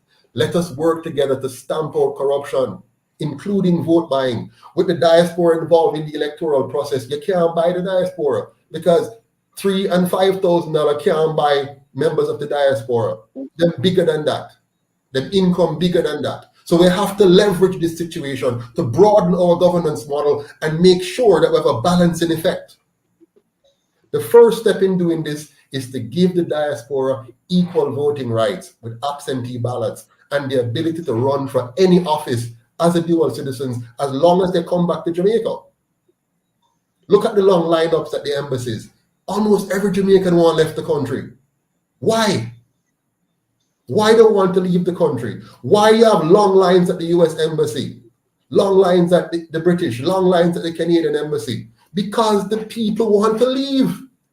Our indigenous leaders, those who never left here, those who are running things and those who want to get rid of the diaspora out of the picture, they are doing an atrocious job. And we need to balance that out by bringing the intellect of our people back.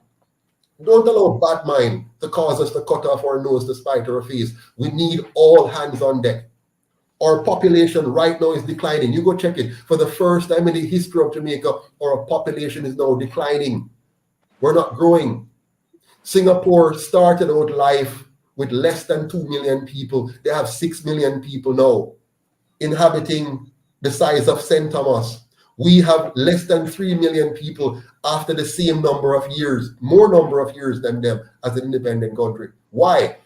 Our people are running away. And if we're foolish, we will lock them off forever, block them out as we have been doing, make life hard for them to participate in the country. And it's to our detriment. We need and we must embrace the diaspora as one away. The moral decline in Jamaica is alarming as our education system continues to fail more than 70% of our students. You know, all the way over 50 years old, know that Jamaica used to have a robust education system. Our people were among the creme de la creme when you graduate from high school. Look at us today. The best and the brightest are migrating, leading to a higher and higher concentration of the worst of us, without the modifying and diluting effect of the best of us. You want a nation where the worst is balanced by the best and they come together and then you dilute the bad effects and bring up the rest of the nation. That's why we need the diaspora as a key part of our governance model. Anybody want to respond to that? I would even say, just to jump in, I would even go further to say, in complete agreement with everything you've said, go beyond that and saying, I think all Jamaicans should be given the opportunity to have dual citizenship, and those who are here should be given an opportunity in some way to explore other nations and other opportunities through exchange programs. Our education system, there's that's what China does. That's what China does. China sends its people all over the world. Yes. Let them go. I wanted to speak on that. I have a point here. Is it brain drain when China sends its nationals all over the world to open haberdasheries and supermarkets? No, it's not brain drain. The framework is different. The framework is different. Yeah. Because based on the philosophy of Colonel Mao, they all know that they have a responsibility to the motherland. The Jamaicans in the diaspora have not demonstrated that responsibility to the motherland. You're talking they would want to stay where they are and assume political positions or representation and representative positions for the persons living in Jamaica? No, Mr. Bishop, let me clarify for you. We're not talking about you living in Canada and being in Jamaica's parliament. We're not talking about that. We're talking about... No, but you're saying they should vote. You're saying the 4 million should vote. If there's 3 million here, okay, I get if you. there's 3 million here, and you're going to give voting rights to 4 million living abroad, then you're handing them the political system. Okay, I see what you're saying now. I thought you were talking about something else. Just so you know, the country you admired earlier about the Americans and their Barnier president, they allow the same thing. Their citizens can vote from overseas. All of their citizens can vote. Including Canada. Yeah, everybody can vote from overseas. Because I can be in Jamaica and vote before the actual thing. I don't want to bump in yet. I want to allow Mr. Direct Patriot to finish his conversation. Miss Empress didn't finish her point. Miss Empress, you want to finish up? Oh, sorry. Go ahead, please. Go ahead, Miss Empress. Finish your point, and then Mr. Bishop. Oh, yes. I wanted to just continue to say that, you know, the opportunity for people to experience life outside of Jamaica is valuable. And you were saying that that's what China does. And I think that is for those Jamaicans who have been here and aren't able to leave. We need to create opportunities for them to be able to explore opportunities outside of Jamaica. We cannot lock people into poverty, which is what's happening now, causing them to flee for economic opportunities when the opportunities are very much here. But as you mentioned, the rules or guidelines are not in place to facilitate that, then we're going to have people trapped in a system. Two things, Empress. I want to pick up on Mr. Bishop's point. One, he mentioned about Chairman Mao in China, how he deliberately planned for the Chinese to go out and learn and come back. Now, that's leadership. Our people don't leave because of leadership helping them to think outside. Our people run away from the economic dilemma. Listen, when I walk down at Elam down the road and I see a woman in our yard with 4 or 5 picnic, and I got a call this morning from one. She don't have no food, nothing at all. She needs some food right now. She's begging. She don't have nothing at all. This is right across our country. Can't send them kids to school. Can't pay for medical bills. Can't pay the rent. Can't fix the roof. Can't pay bus fare. It is atrocious. No, a leader, a good leader, an effective government understands and plan for and develop the economy of their people. Bad leaders rape the people, and that's what we have in Jamaica. They have raped the people, and then the people look for ways out. If you go to any high school graduation and ask the kids, what do you want to do? They want to leave Jamaica.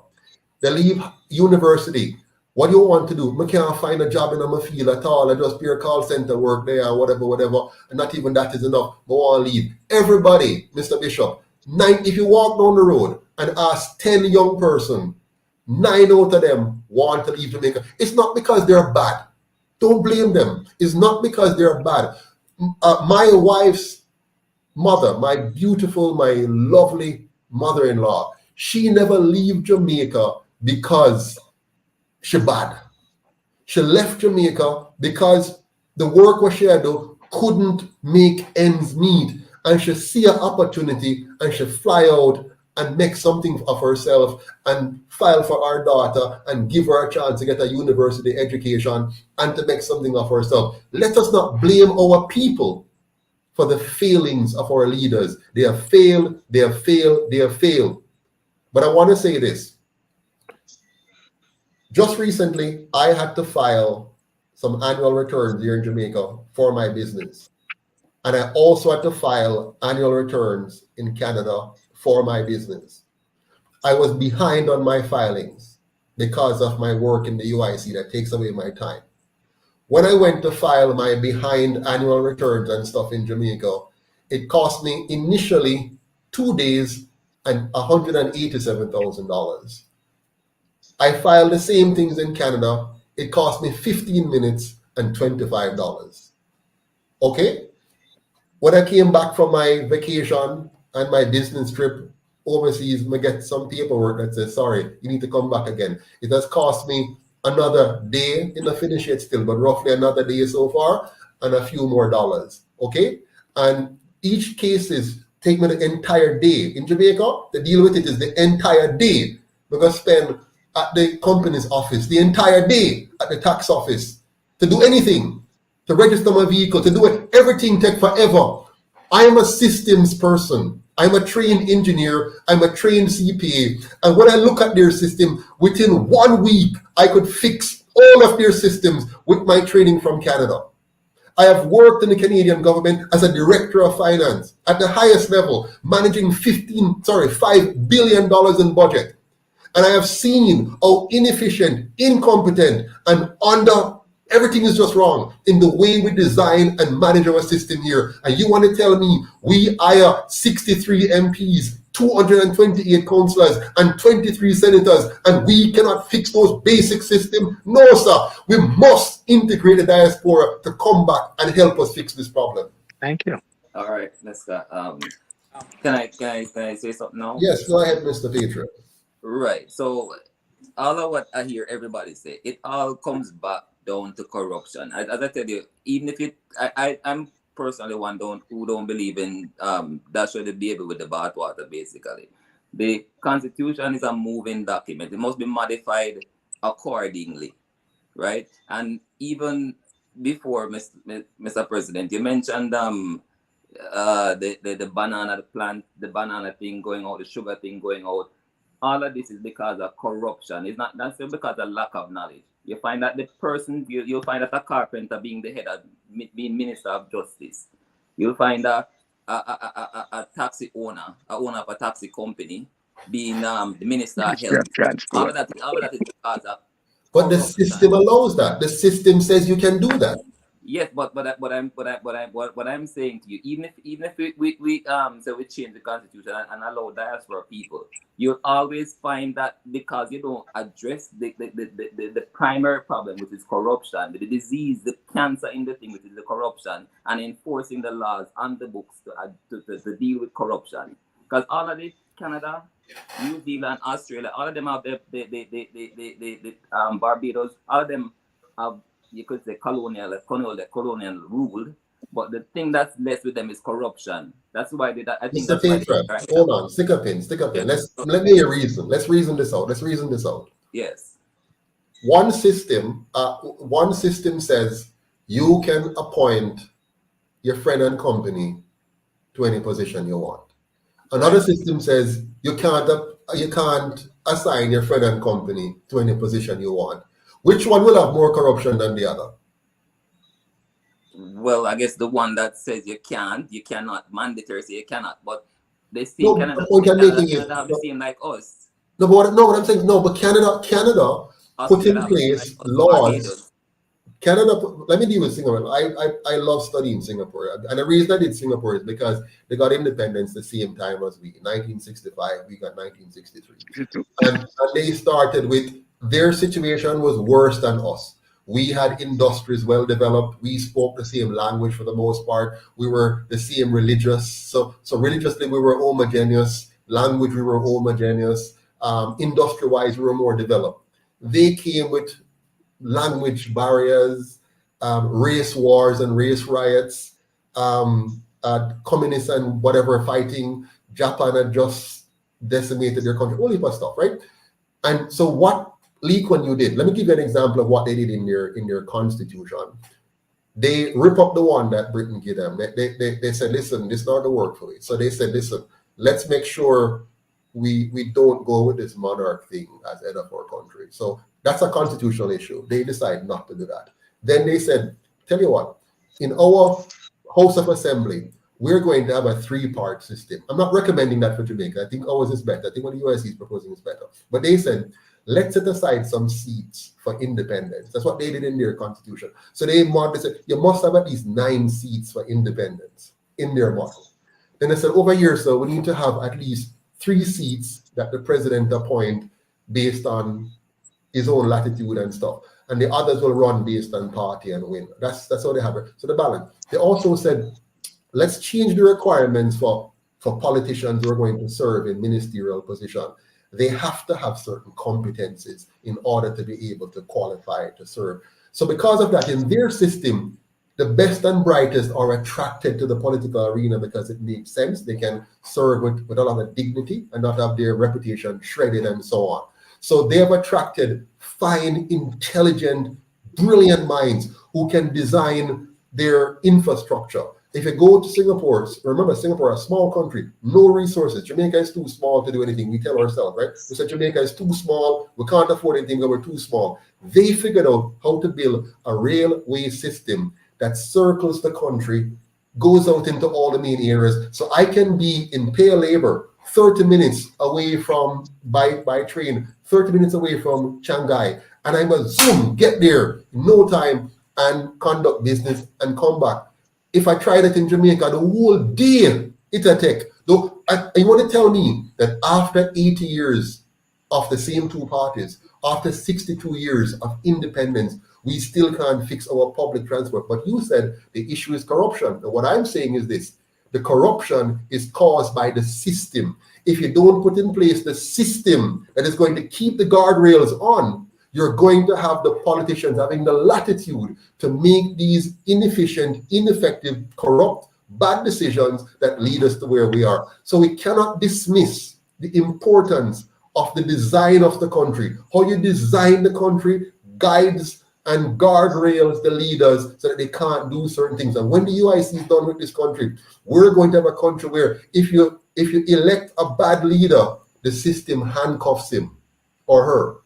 If you elect a good leader, the system empowers him or her. If you don't do that, you're going to end up with wishy-washy governments that will be manipulated by the colonial powers and give us the outcomes we've seen in Jamaica. Singapore is a Bible that can show us how good governance works, even if we don't have to accept everything they do. But we must see the Constitution as the first principle. If we don't start with the first principle and hope to fix corruption on the back end, we will never get anywhere. Mr. Bishop. But then what if you have a leader that has dual citizenship with a country that you don't have any extradition treaty with? Then that leader can just rub up and you will be here waiting with your handcuff after they book the flight to go back to that country that they have citizenship for. Wonderful point. And that is why you have the controls up front. You don't wait for him to fail and then run away. Your controls must be up front. And by the way, he doesn't have to... Then what better control up front, Mr. Patterson? What better control up front than to say it cannot happen? You can't have it. What cannot happen? What cannot happen?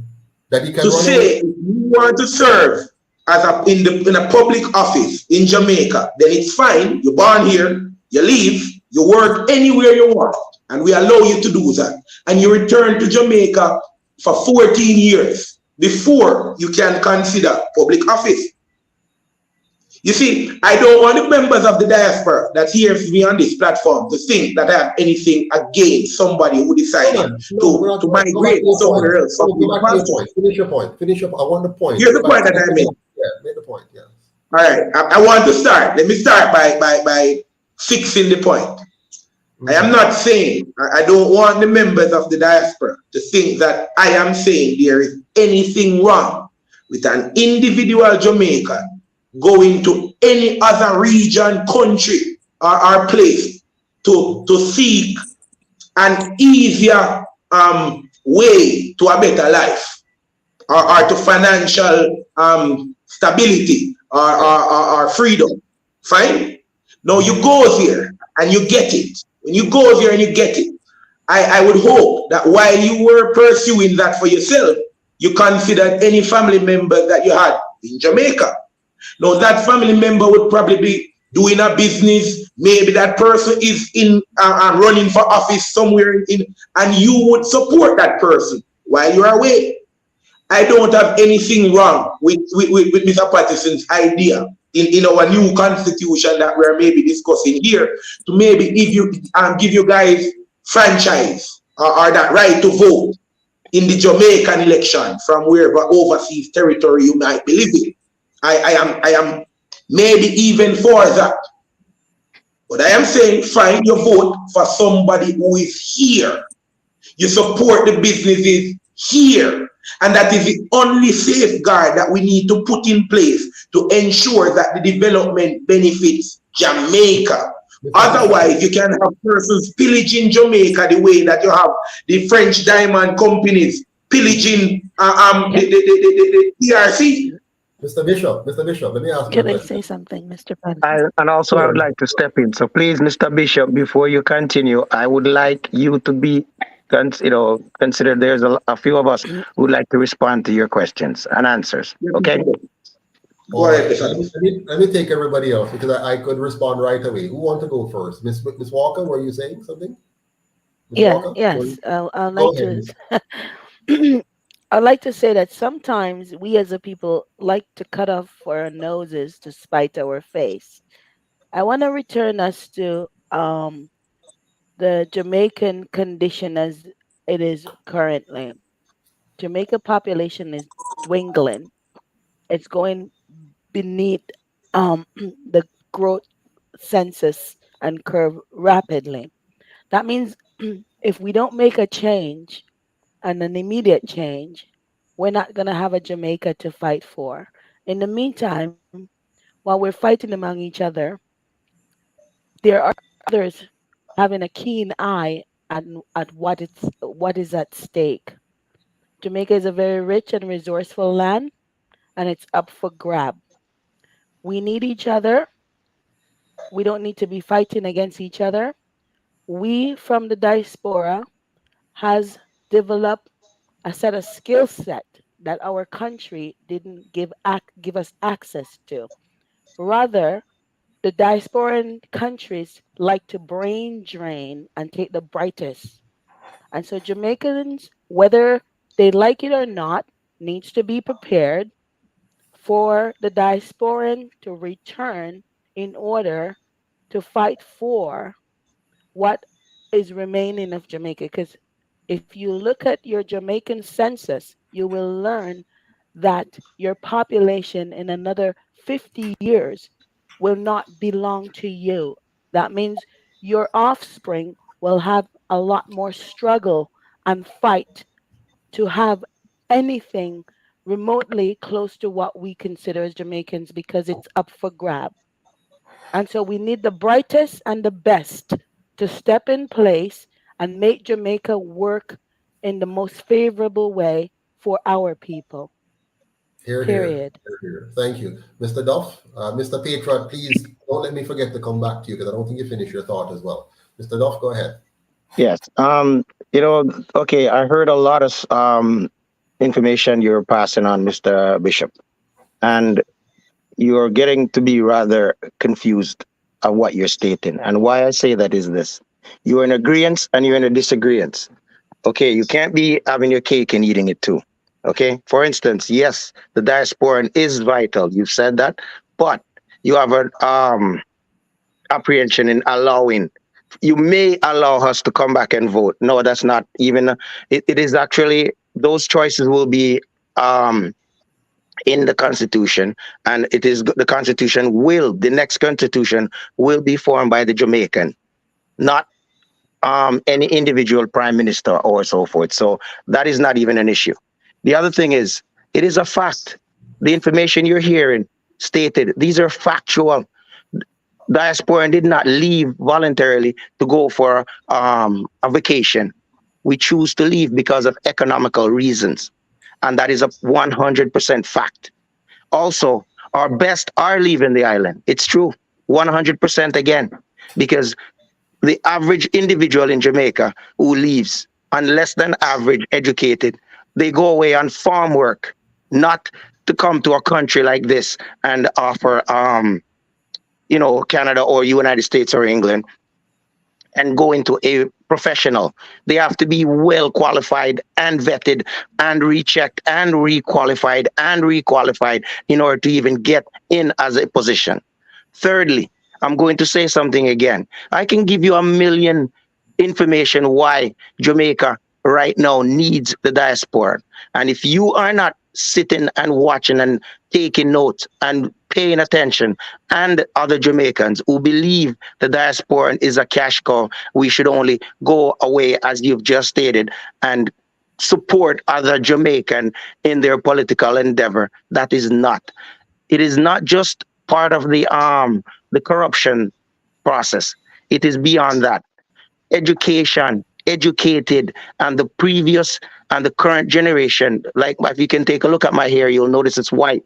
That means I've seen a lot and I've experienced a lot. And I am aware of what is currently needed to put the Jamaican population back into its actual trajectory that it should be on. Thank you, Mr. Duff. I just want to quickly respond, if you don't mind, to Carleen Smith. I think that's a very important question, and I don't want to give the impression that there's any resistance to renouncing citizenship. I want us to be practical and pragmatic. Here's the fact.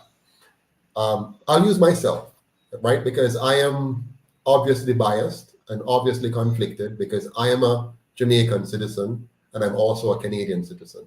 I never hide it, by the way. You know, you might have other politicians who have hid that they're dual. I've never hidden my status. From the day one when I entered politics, I made very clear that I am both Jamaican and Canadian. Now, let's think about it.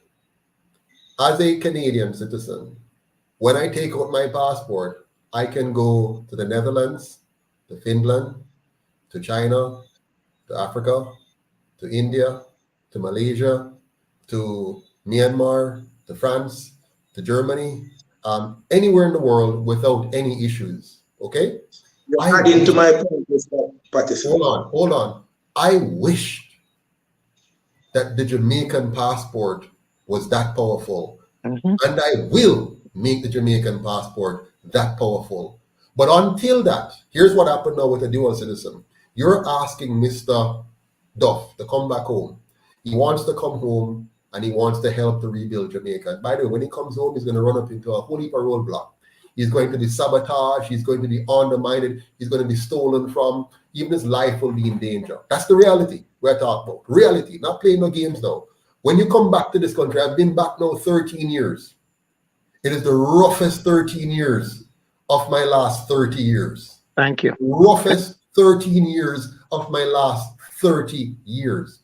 I left Jamaica as a young man, my early 20s. I thought I was on top of the world. I went to UTech, did engineering, got my good job, first as a teacher of engineering, science, physics, and mathematics, and then went on to sugar company and get my assistant manager position, and I feel I'm big boy. Yeah?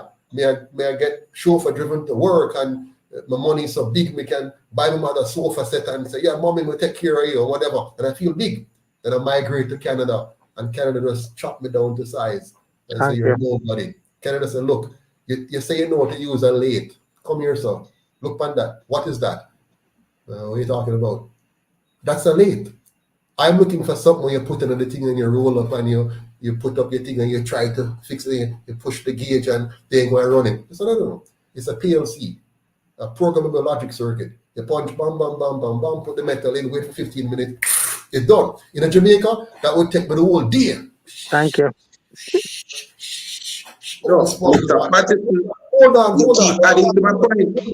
on. Me spoil the one day. Try another one. So I got to Canada. They cut me down to size. I grow back up now. Yeah? Work and mop the floor in the restaurant, wait the table, learn customer service a different way now. I learn to appreciate people differently now. Yeah? And me figure out how to become what they call them, inventory clerk, then accounting clerk, then accounting supervisor, then accounting manager, then VP of finance, director, CFO. Yeah, boom. Now me learn whole heap more things, see whole heap more stuff. I said, brated, Jamaica can be like this, man. Bam, come back to my country now, 40 years old. Go and change the world. You're mad. We don't want that. Now you think that me want to give up my Canadian passport before me figure out how to get this thing working properly? So I can't give it up. Yeah, but give it up because you say so. And then now they just chop me down. Right now I'm in court right now. They have been in court now for 3 years because I led a peaceful protest to say my body, my choice, respect the man right for choose where am I gonna put in my body, and them lock me up. And if they had a chance, I'm gonna throw away the key. You want to tell me, so me must trust myself to this? No, I want us to get this thing right. And I am two different motivations just outlined there, but it's two different motivations. Hold on. I am very appreciative of my Canadian passport. And I'm very appreciative of my Canadian experience, and I'm willing and ready to give all that I can to the Jamaican people. But don't tell me about for you to trust me, me must give up my Canadian. But no, I do it. I am going to work with you and I'm going to try to help you. But if you want me to give up what has helped me, when I went to Singapore the other day, I not have to worry, but just go. Even though Singapore does have a special thing with Jamaica. But I could then traverse all kind of other countries. I could stop in France, do something. Stop in the Netherlands and do something. Stop in Malaysia and do something.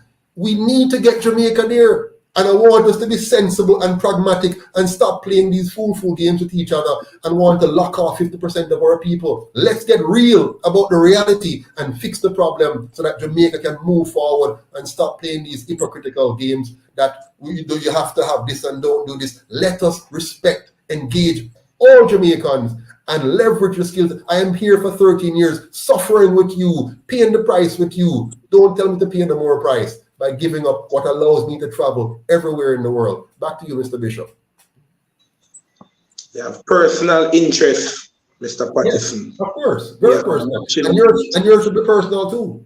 Personal interest, you have national interest. I do understand and applaud all of the work and time and effort that you put in developing your personal interest as a businessman. Good. Now with that time, sir, I am hoping that you would have made the best of it.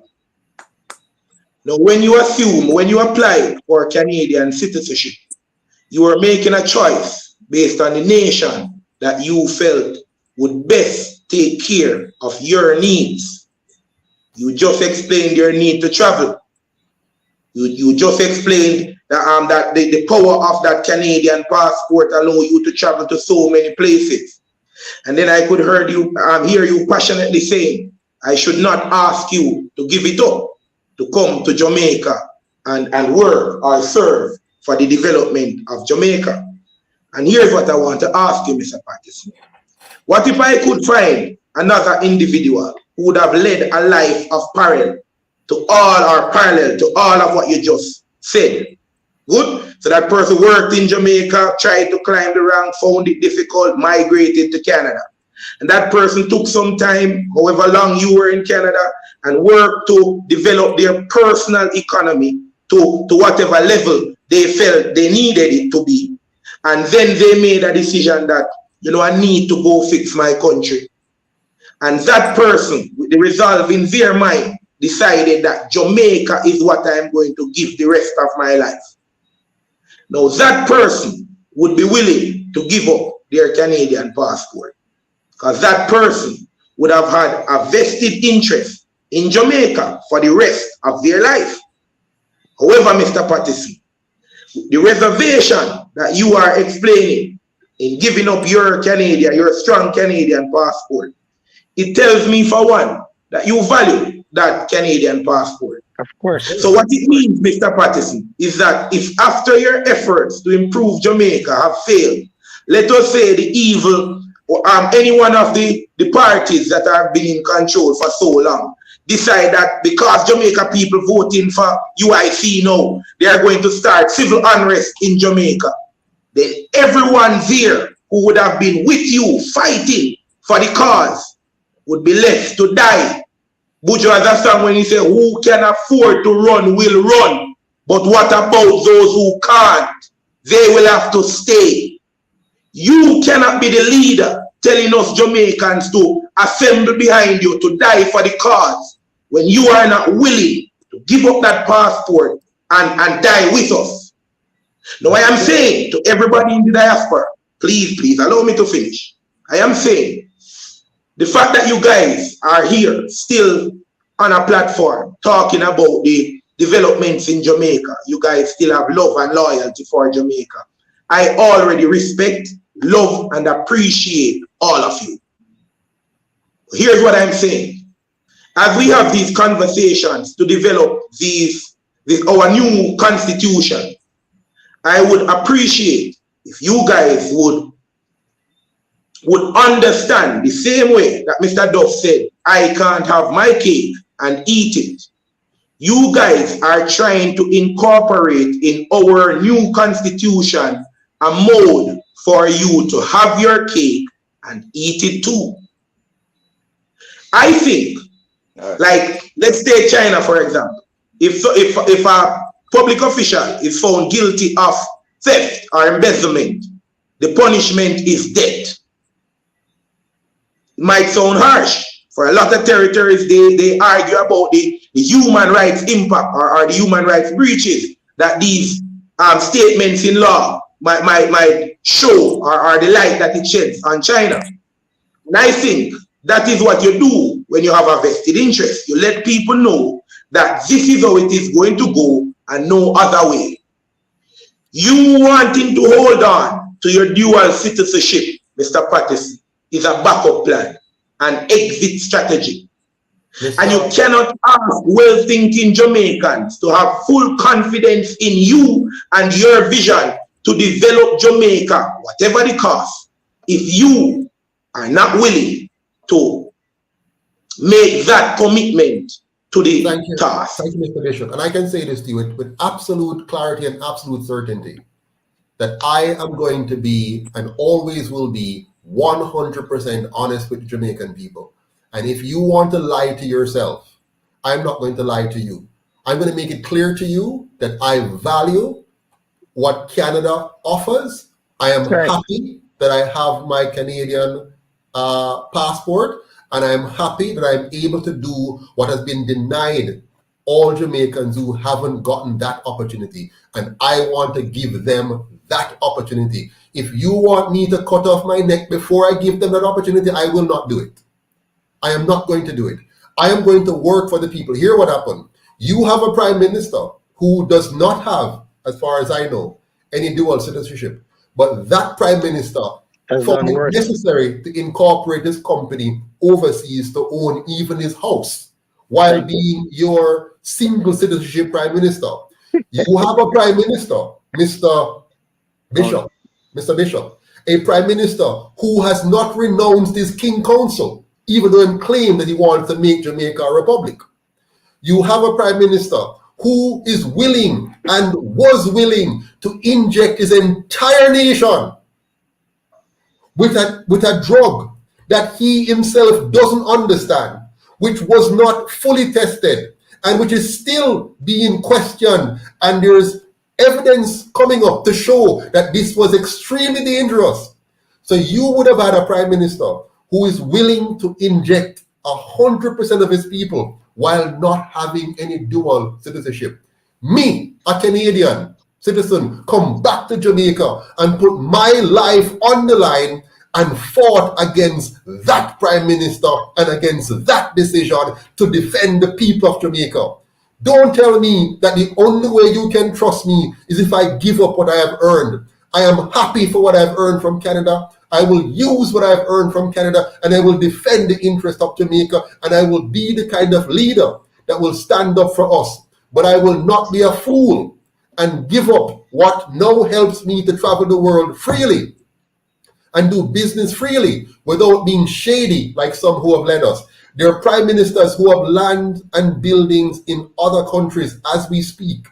There are prime ministers who just before they left office changed the law and said they must get the same dollar value pension as a sitting prime minister, even though they're not doing the work of a prime minister. That's what you get from people who have not thought about protecting the interest of Jamaica. My Canadian citizenship does not make me any less or any more patriot than a Jamaican. What it makes me is a Jamaican that has been exposed, a Jamaican with external experience, and a Jamaican who have made the conscious decision to leave the beautiful, comfortable life of Canada and come back to Jamaica. When I decided to come back home, I could have gone to Florida. The USA offered me the green card to come to them country. My entire family, they have written to me, they have asked me over and over, aren't you going to take it up? I said, I don't need it. I'm already in Canada. I already have Canadian, and I've decided to go back home to Jamaica. But I'm leveraging the benefits of my years in Canada and leveraging the passport that I have from Canada to work on behalf of the Jamaican people. And I am very appreciative to the government and the people of Canada for the opportunity that they have afforded me, and I'm glad to lend that to my countrymen and to my country. Well, if I'm allowed to just finish my Yes, point here, go ahead, Mr. David. I just like to say, as I say, Jamaica is too small of a country to compete globally with 40% or 30% of our population. We need 100% of our population to compete globally, right?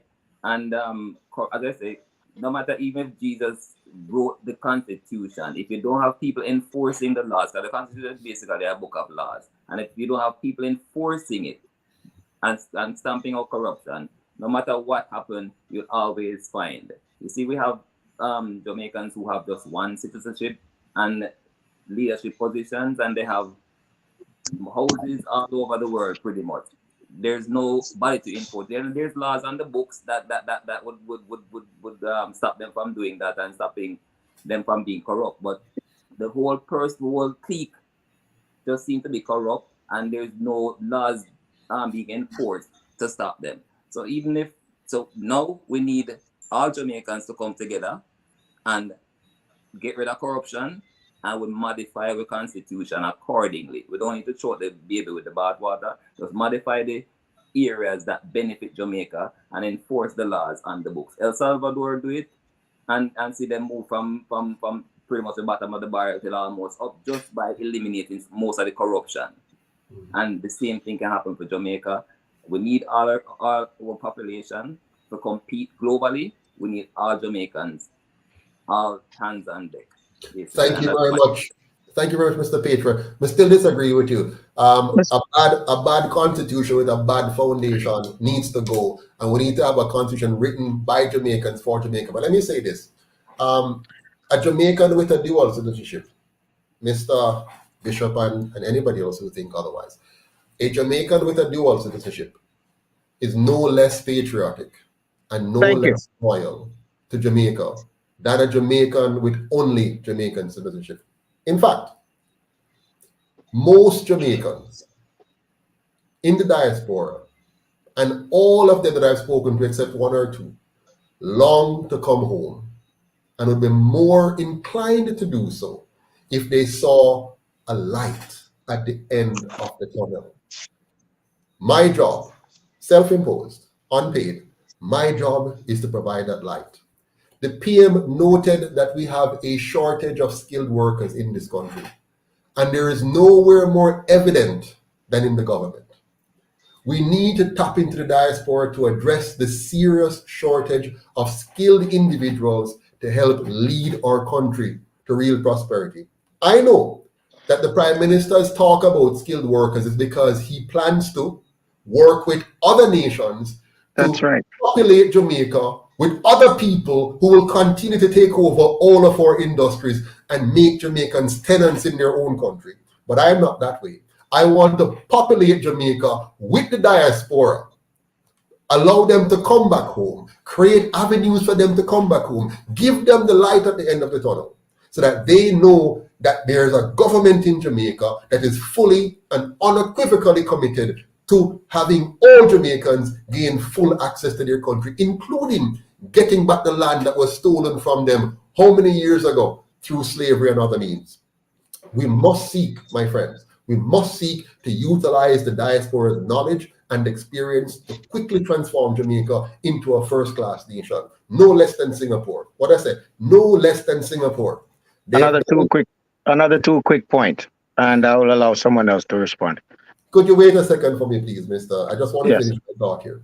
Now, Singapore is 1/15 our land size. Singapore gained independence 3 years after us from England. They had less than 10% of our resources. We had more social, political, and economic, togetherness. They had more social, political, and economic problems than we. But they chose to focus on good governance. We chose something else. This made them richer than even America on a per capita basis, GDP per capita basis. Singapore today, richer than America on a GDP per capita basis.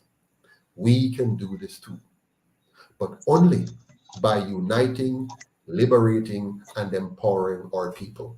And we cannot do that unless we do what Mr. Patriot is saying, recognize the 100% population, not just the near half in the country, but the other half, and more than half, that's outside the country. Only by joining together as one Jamaica can we recognize the benefit of being stronger together. Go ahead, sir. Okay, my 2 points is basically okay. Mr.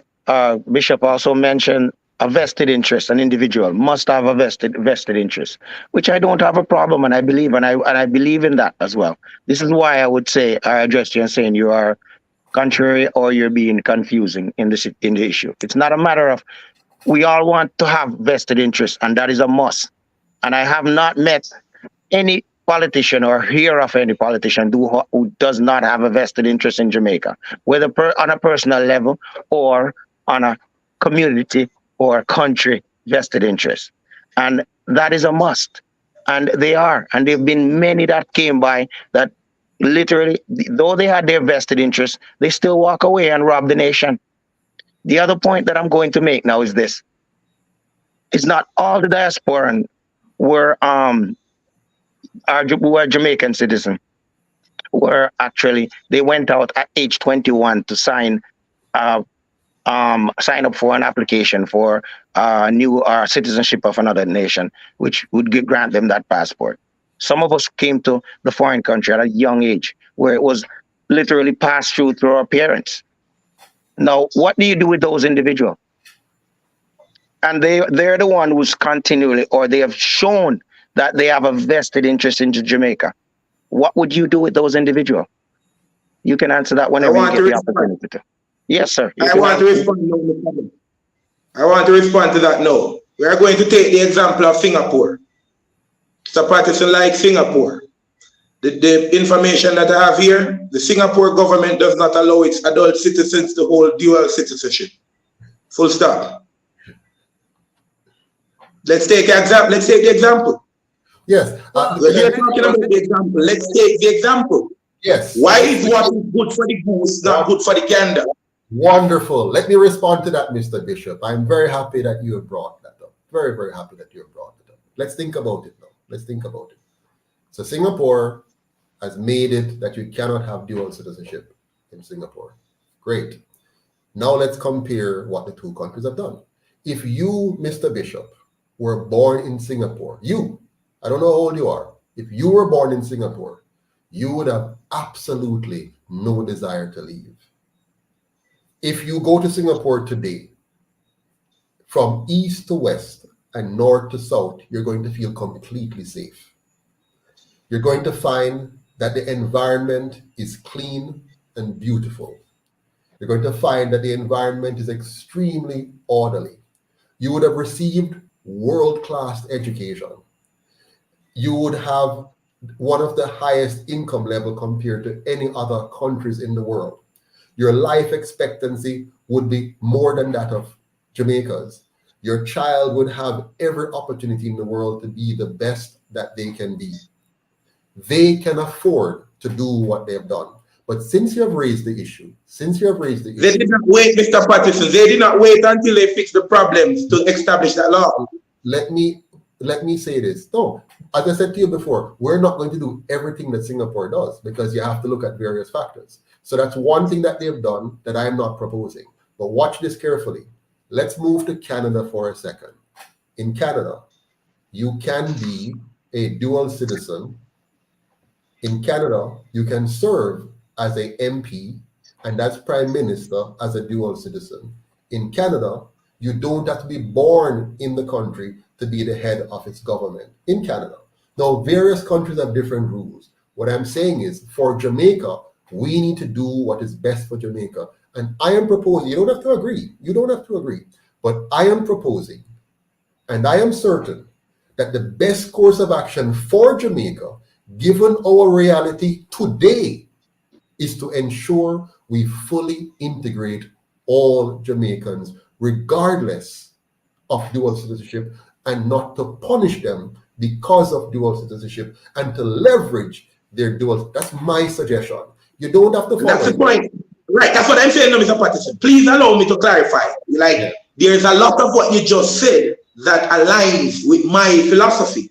So let us see if we can pinpoint the distinctions here and understand what I'm saying. I holistically agree that the 4 million members of the Jamaican overseas diaspora should be a part of the push to improve Jamaica. Thank you. So let me make that point clear to everyone.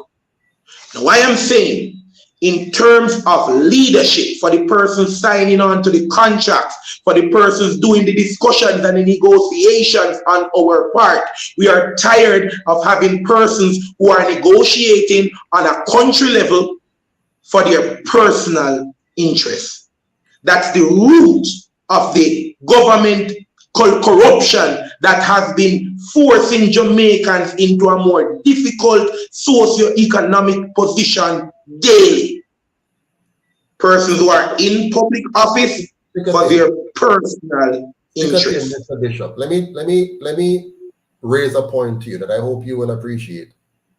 Every single solitary human being in their right mind will always look out for their personal interests. They might lie to you. They might lie to you and say otherwise. Follow me. Just bear with me. Just listen for a second. Listen to me carefully. I love to be very honest with you. You might see me involved in politics, but I hate politics because of what it represents. But follow me. Every single solitary human being, and it is very important, acts in their personal self-interest. Everyone, every human. They might lie to you and tell you otherwise. Now, follow me carefully. What you want is a system of incentives and disincentives that guides your people to make good decisions. So they're going to want to be corrupt. If you have a company, Mr. Bishop, and I've done several companies, I've built what they call internal controls for hundreds of companies. Companies that have weak internal controls, they may hire Mother Teresa, a saint, and because the company has weak internal controls, the saint turns into a devil because they find out they can break this loophole and break. Let's make it Jamaican for a second. When a Jamaican returned to the diaspora from them good Canada or them good USA or them good UK, and they're used to certain ways of doing things, like, for example, for their cars to be registered, for their vehicle to be registered and fitness to be done, and they're used to them nice, good Canadian way where there's no hassle. It's very simple and easy. You can add on individual riders that you're the light and save on your insurance and insure maybe one aspect, one specific aspect. And all the government aspect of it is just smooth and crisp. And then them come back to Jamaica now and say, me come back and I help my country now. When they come back, they reach a big roadblock. If they don't give a little something on the table, it's hard and difficult and long and painful and whole heap of sufferation for them to just get their vehicle passed. If they're importing a vehicle, if them go the normal way, it's long and it's painful and torturous, and it may even sit on the wall forever, depending on what happens. But if them slip something, why? The system.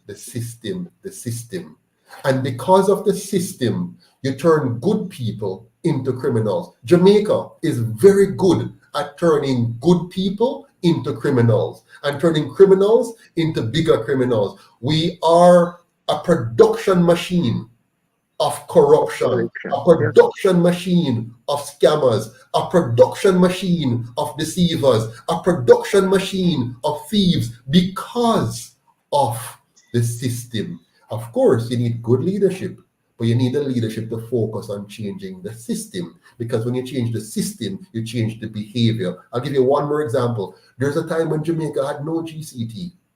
And when Mr. Patterson, PJ, thought about bringing in GCT, they said, it never work. Jamaicans would never do that.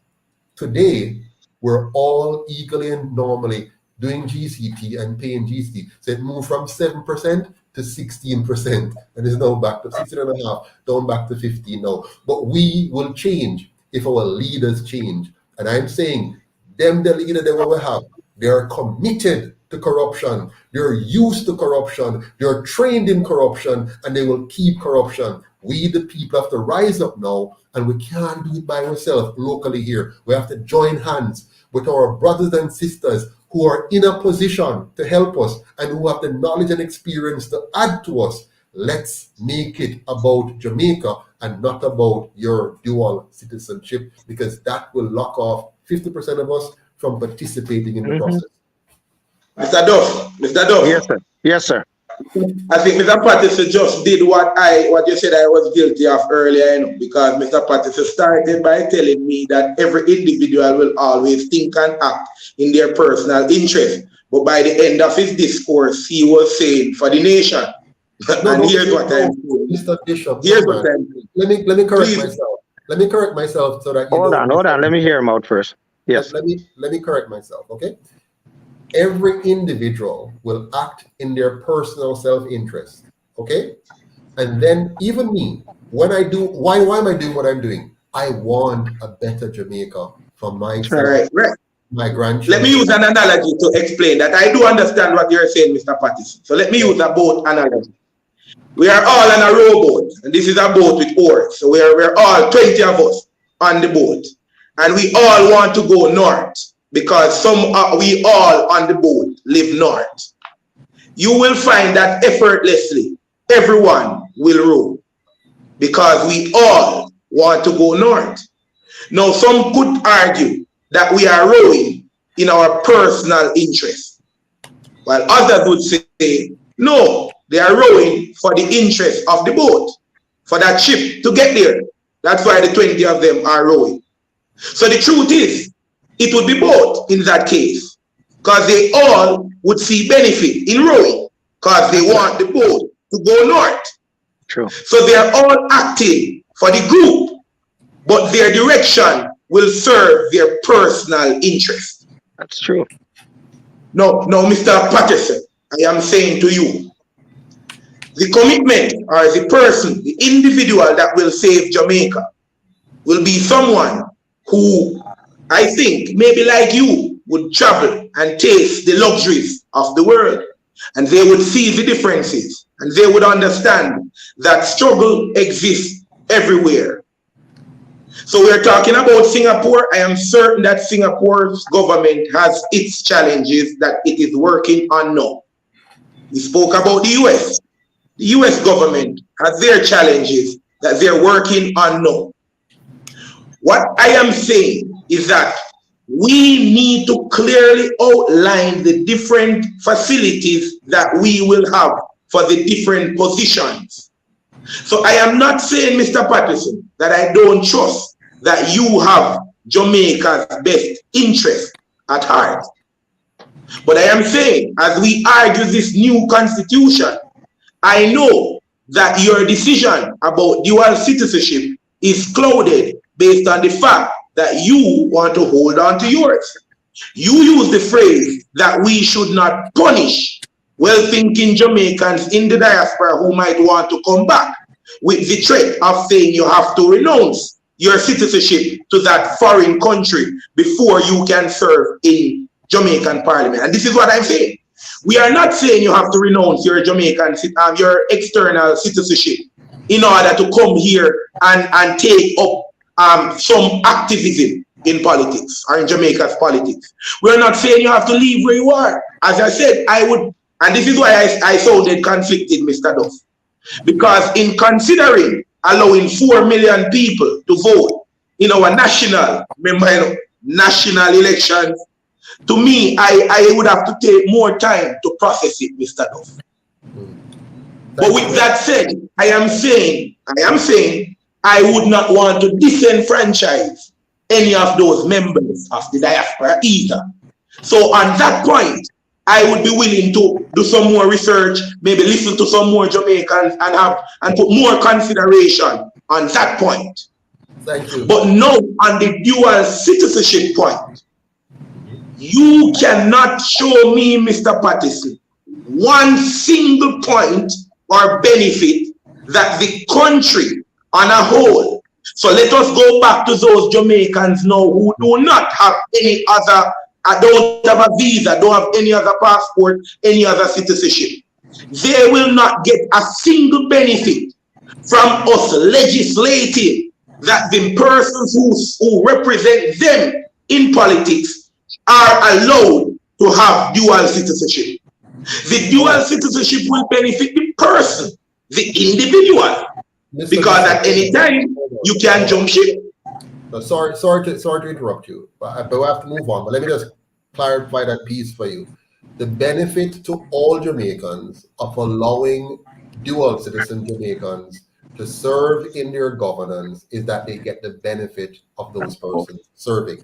Now, you might not see that as a benefit. You might not see the competencies that they bring or anything like that, but I'm saying that's the value. In fact, let me put it this way by giving you an example of a multicultural country, a country that has done fairly well compared to many others.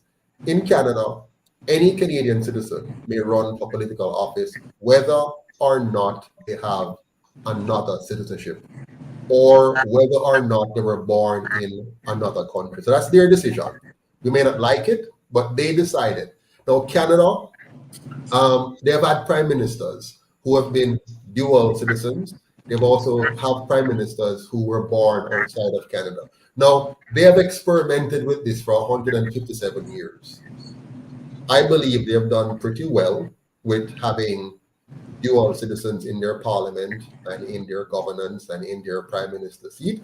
I believe they've done fairly well compared to many countries. Canada has for many years been, correct me if I'm wrong, Mr. Petra, has been a #1 country in the world in terms of where people aspire to live and go. Many Jamaicans want to go there. Many Jamaicans go to school there and stay there. So and those Jamaicans who go there, we've had Jamaicans who have served as senators, as MPs, councillors. So the Jamaicans who go there are fully welcomed in terms of participating in the governance model. At least they're not prevented by virtue of the Constitution if they wanted to participate. Okay, so that's 150 years of example we have. We can learn from it or not, but I believe Canada has figured out that it's wiser to be embracing of this wider consensus of people than to be very narrow in their focus. Now, Mr. Patriot pointed out earlier on that we can't afford to be so narrow. We're too small and we're even now declining. Go and check the population statistics. We're now declining in population. As I explained before, we have a higher concentration now of the wrong kinds of Jamaicans by virtue of the failing of our education system. The Canadians were wise not to limit themselves by law, but to leave it up to the people of Canada at the ballot box to decide if they want to elect a person who happens to have dual citizenship or who happens to have been born in another country, so long as they have Canadian citizenship. They have done that, and it has worked for them. In conclusion tonight, because we have to go now, I want to advise us to choose pragmatism over idealism. Singapore has been very good at that. They've been very pragmatic. I believe it's important to be pragmatic than to be idealistic. Jamaica needs every help we can get to eliminate bad governance and the culture of crime, scamming, and corruption it breeds. I believe we need to tap into the diaspora by allowing those with dual citizenship to serve our country in any and every capacity.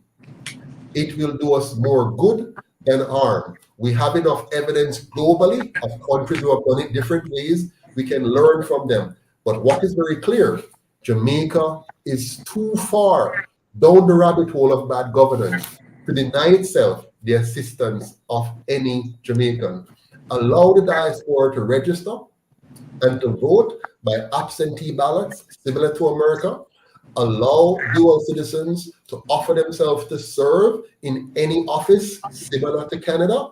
We must unite, we must liberate, we must empower every Jamaican by focusing on good governance now. We need to embrace all Jamaicans and create one Jamaica, united, strong, and free.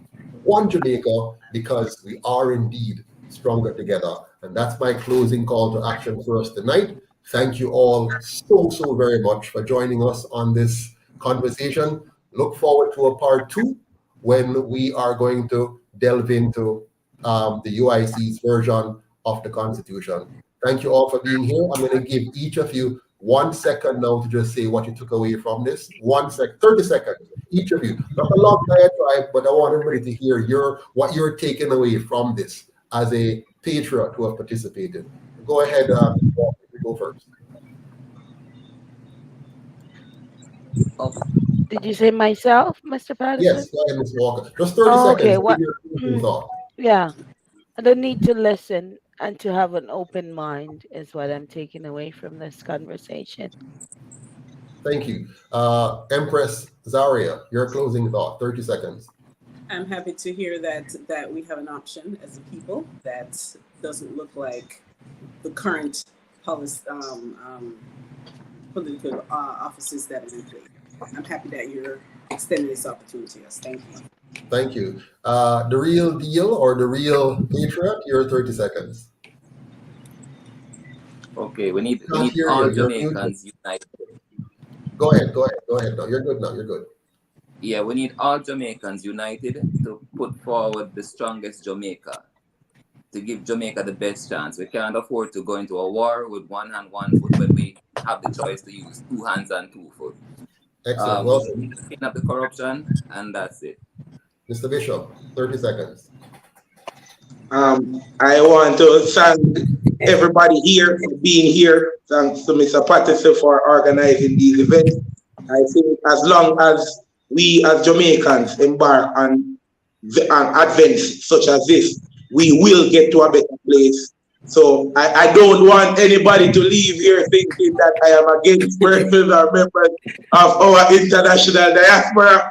I wish you all love and light until next time. Thank you. Mr. Duff, 30 seconds. Again, I'd like to thank you all, and it was an excellent party. And Mr. Bishop, I welcome you. I don't believe that we have any differences. We are just touching the tip of the iceberg, and I know all diaspora and will come back and help to rebuild our country. Thank you. Mr. Samuels. I did gain from this discussion, and we're hoping to meet again to discuss other things. Thank you, Mr. Night, Samuels. night, everyone. Good night. Mr. Rebel X, if you're there. Yes, I'm there. Yeah, I love the conversation. For my take on it, I don't believe the dual citizenship is really the problem still. But we just need to unite as one and make this thing work. I don't want to major in the minor. I don't think the dual thing, because to be honest with you, the Prime Minister right now, if something is happening right now in Jamaica, he has the privilege to go anywhere he wants to go, even if he's not. We can't without the dual citizenship. True. Them have that. Yeah, them have that. We call it diplomatic immunity thing. So it don't really matter where. If him have 1, 2, 3, they will open the doors for him. Those Western people will let him in. That's all desire. So we just want to work together as a group. Yeah. Thank you, Mr. Reblex. Very good point. C, not sure who C is. C, you want to open your mic, give us your 30 seconds if you're there? All right. All the people online now, whole heap of uno. I'm seeing a whole heap of people who have joined us tonight across the spectrum. Want to thank all of you. Big up yourself. And before we go, just give us a rating now. If you think we did very well, give us 100%. If you think we did poorly, give us 1% or whatever. Just give us a rating so we know how we're doing. And we can know how to combat next time and wheel and come again and do even better. So if you agree with, if you love what happened tonight, give me 100. If you're so, give me 50.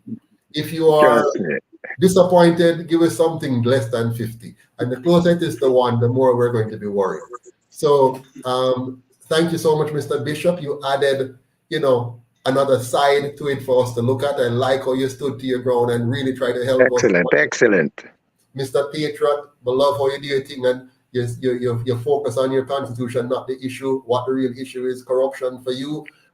Empress, big up yourself. Love the flavor of your contribution. Miss Walker, steady as a rock. Love your contribution. Miss Samuels, thank you so much. Always a thoughtful, motherly voice for the movement. Mr. Rebel X, as usual, give a good context and CC next time. I hope you'll open your mic. Everyone, have a good night. Until next time, one Jamaica, because we're stronger together. Thank you. Take Good care. night, all. Yes, Thank sir. you. Good night, Thank One, you. everyone. Good take night. care. Good Good night, night. everyone. Bless up yourself, the bishop. Big up.